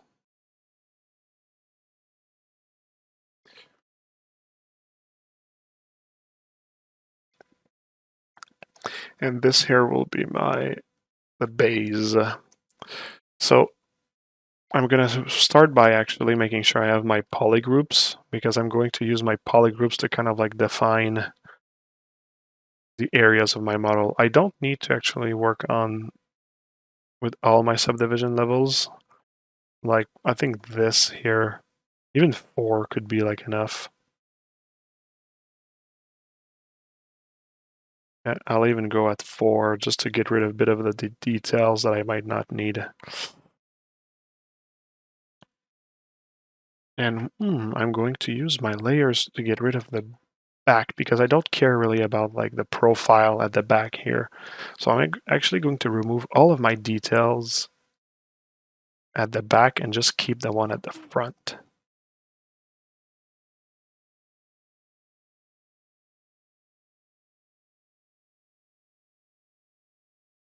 There's like this artifact here I want to get rid of. There we go. So I don't want any details at the back, but I want the one at the front, exactly like this.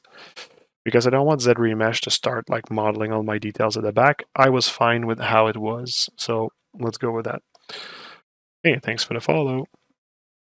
Let's go back to level 5, actually 4. Okay, and I have my...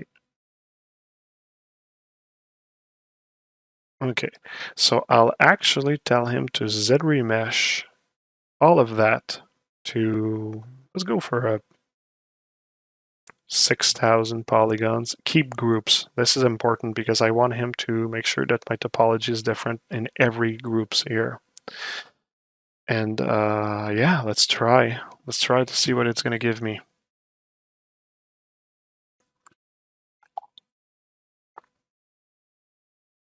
It might absolutely not work, but it might work.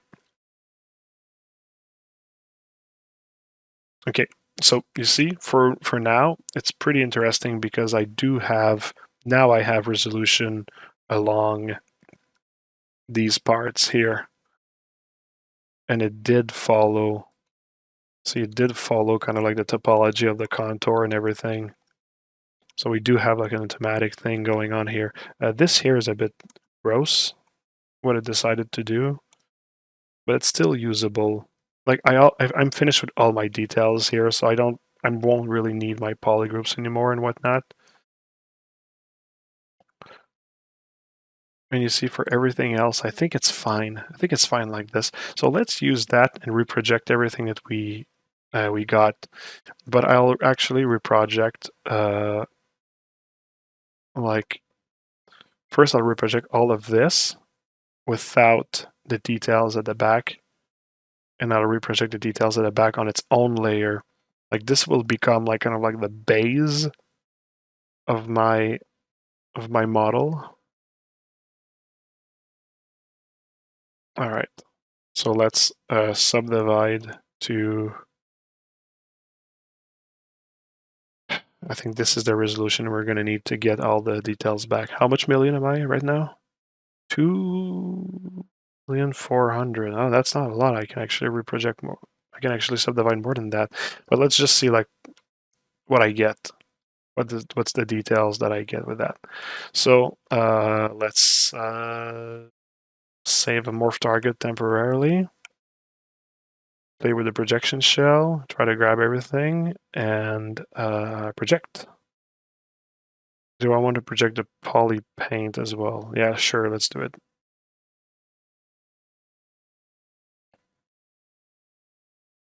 So this is kind of like interesting because this is a bit of like troubleshooting of like projection and retopology and that sort of stuff. So it's like, I didn't know I was going to get those problems, but I'm kind of like happy that I do, especially in the stream, so I can show you like kind of like the tools that I have in my disposition to help. So if I go into solo mode, like I see it was very good at actually going and get all the cavities correctly and everything. So I got like a lot of my details back. That's very, very good. Very good. Good job, ZBrush. Good job. I'm proud of you, ZBrush. You're my best friend. All right. And you see now I have like my details, but now I actually have like topology following the edge here. So like compared to like before, you see how the topology is all stretched on my original mesh. Well, now I actually have topology there, so I will be able to sculpt details here and also get like a smooth result. But the resolution is not at the max. I need to do another reprojection and also another subdivision. So the subdivide at 6. Store morph target with the new parameters.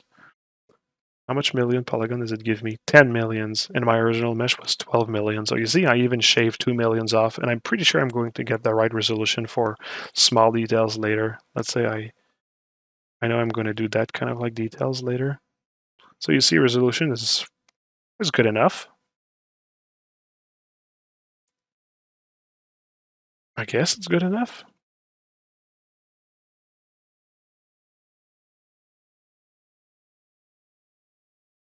Yeah, it's good enough. It's good enough. It's fine. It's going to do. Yes, it's going to do. Okay. So let's do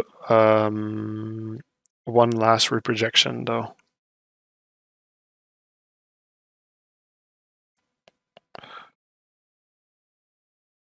Reduce the projection shell. I don't need it that crazy anymore. Projection distance. Well, let's see what the projection shell is going to, what the projection results are going to give me first. Carpe diem. Yeah, I really appreciate seeing these moments where things don't go as smoothly. Yeah, and you know what? To be really honest, at first, I was kind of like one of the reasons why it took me a long time to start the streams. It's because I was like, people are not going to want to see like problems and stuff. And I was like, the way that I work is like I do a lot of like, well, it happens that I do troubleshooting like this, and I was like, oh well, like if ever like I have a problem and it's not really working, I don't know that people are going to want to see me like fuck around and figure out problems and stuff. And it's kind of weird because it took me a couple of discussions with people to figure out that like, no, actually it's useful. It's useful, those things. In a weird way, like this imperfection works at the benefit of people learning, and this is very interesting. So it took me a while to kind of like realize this, and now I'm happy with everything. So yeah, cool. Cheers to that. And my projection is finished. So let's go in solo mode, inspect my mesh. Projection is perfect. Perfect, perfect, perfect. It even recaptured my artifacts that I had before.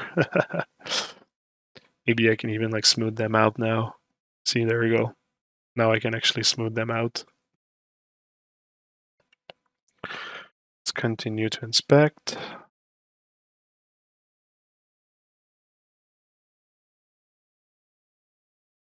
There you go.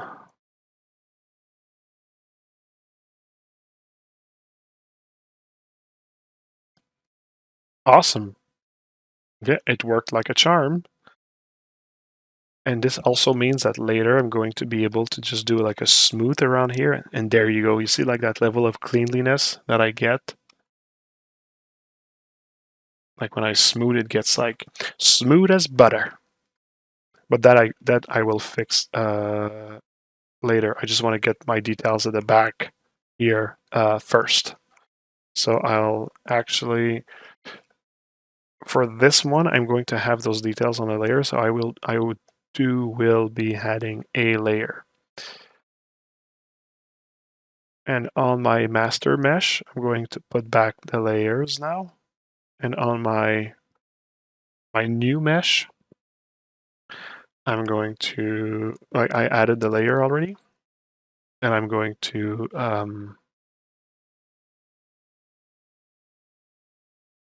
select just the back. And I'll do like before. I'll go back to maybe level 4 and do a projection from there. There we go. That's probably enough. Project all. I don't need to project a polypaint this time. So this is what I get. Do I have self-projection in the cavities? This is the one thing that bothers me. No, this is not self-projection. This is just lack of resolution.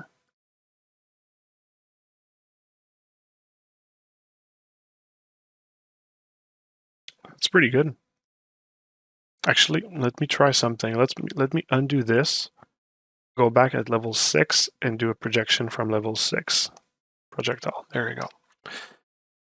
And maybe it's just gonna like one shot get everything right. I don't like projecting too high like this at the beginning because it takes a long time to see if like maybe it doesn't work, but yeah. It was actually great to see you troubleshooting process live. Thanks. Hey, it's my pleasure, Red Rig. Plan B worked wonders. It did. I'm pretty happy about that. The one drawback from Plan B is that like I don't get that perfect poly group following all the mesh, but I'm done with like my trim details. My trim details being like those like edge details here that I actually it facilitates me to have the poly groups still exist. But since I'm done with those, I don't have any problems. I don't need them anymore. But it requires kind of like a bit of experience to know that I don't need them anymore and such. Yeah, you see it actually recaptured. Oh no, yeah, exactly. It did recapture everything super well.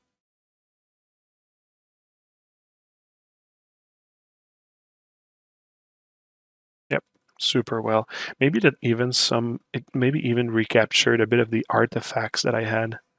So you see by smoothing, kind of like see that like it it reprojected artifacts that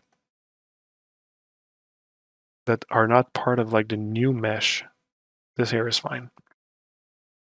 So yeah, it's really all for the better in the end.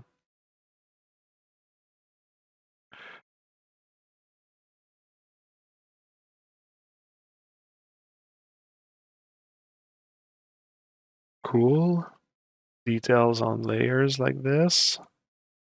Great. Oh, projection errors right here. Yeah, we have some in this corner, so I'll need to fix those. Do I have it? No, this is not. This is negligible. All right, let's just fix those little things here. That little problematic area. This area is all fucked up. I even have projection issues here. Actually, do I have projection issues anywhere else? Oh, yeah, there's some. There's some. Okay, let's save another layer and fix all that. I think I'm going to be able to save some with like smooth directional. Yeah, there we go. Let me be meticulous for a second. Here we're good. Here we're good. Good along this line. We're good here. You know what? This is negligible as well. It won't be seen really. I'll come back to here. I'll just go all the other way around.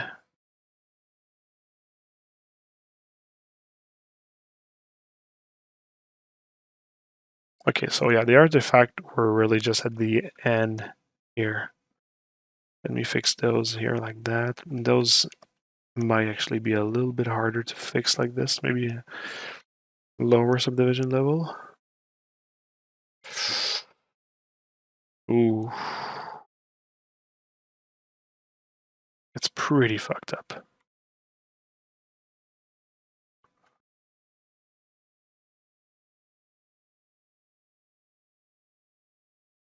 What did I have here before?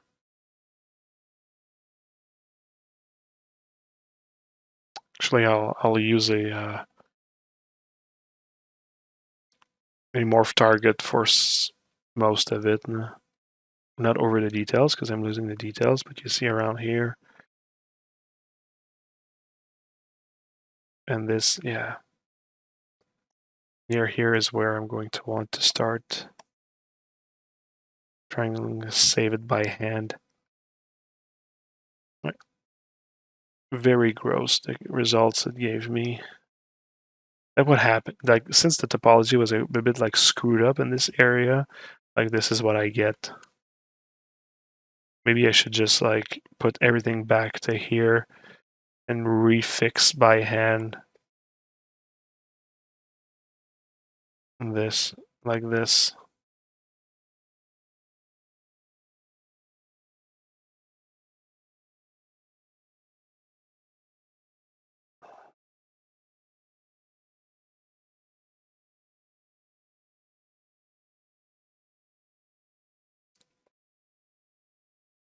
It's a bit gross.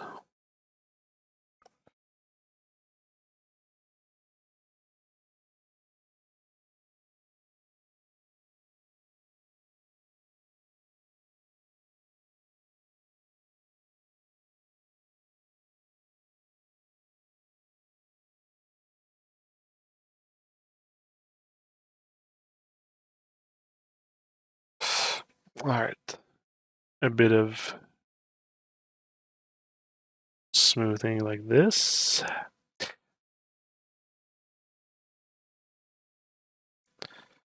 You know what? It's back to being decent.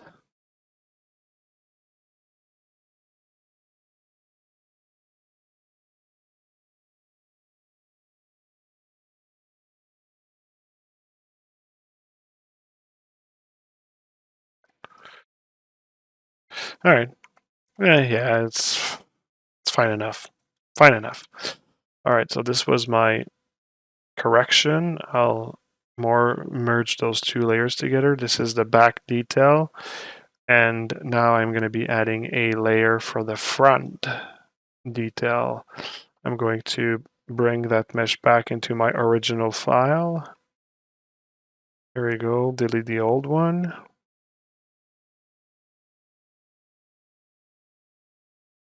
Delete. There you go.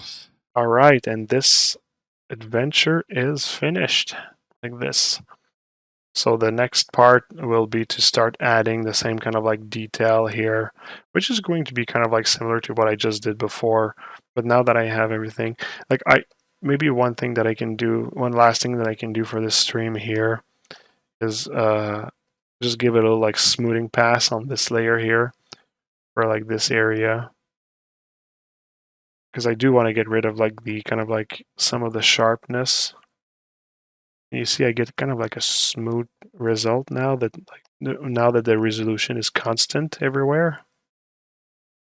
See how clean it gets? It actually did reproject some artifacts, and by smoothing it, I actually get rid of the artifacts. Now the question is like, how smooth do I want to make this? Like I said, the general direction for those guys is pretty smooth. I'll start with this. Ooh, there's a weird topology here. There's a star that gives me like this bullshit right there. I'll revert back with my morph brush, kind of like fix it back to this resolution here, and try to smooth with smooth directional instead.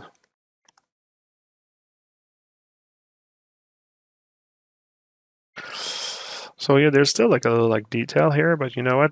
I might actually fix it later by just putting a detail there to hide this artifact. So one of my little like hack over here. Oh man, at the end again? Yes, yes, yes, yes. I'm and the reason why I'm actually calling it a bit early again this week is because I actually need to catch up on sleep. And you might say, Margot, why do you need to catch up on sleep? And I'm going to tell you that the reason is because a certain creative director called Miyazaki did a stupid fucking game that is one of the best games that I played that made me not sleep for 2-3 weeks. And now it's redemption time.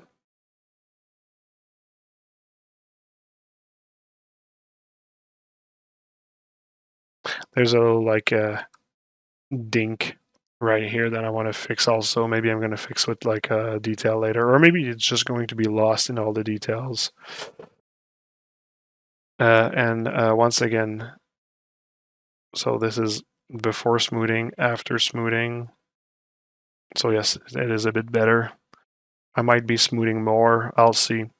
I'll see what my needs are. But for the moment, let's just make sure that I didn't smooth anything at the back here because I was not really diligent. So I'll just mask everything but the front and morph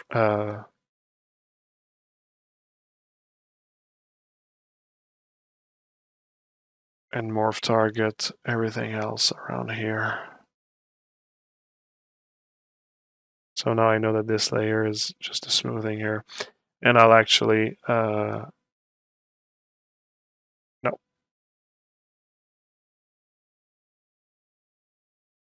I want to collapse the smoothing into the base of the mesh. So I'll remove this layer, save this as a morph target, delete my layer with the smoothing, switch morph target,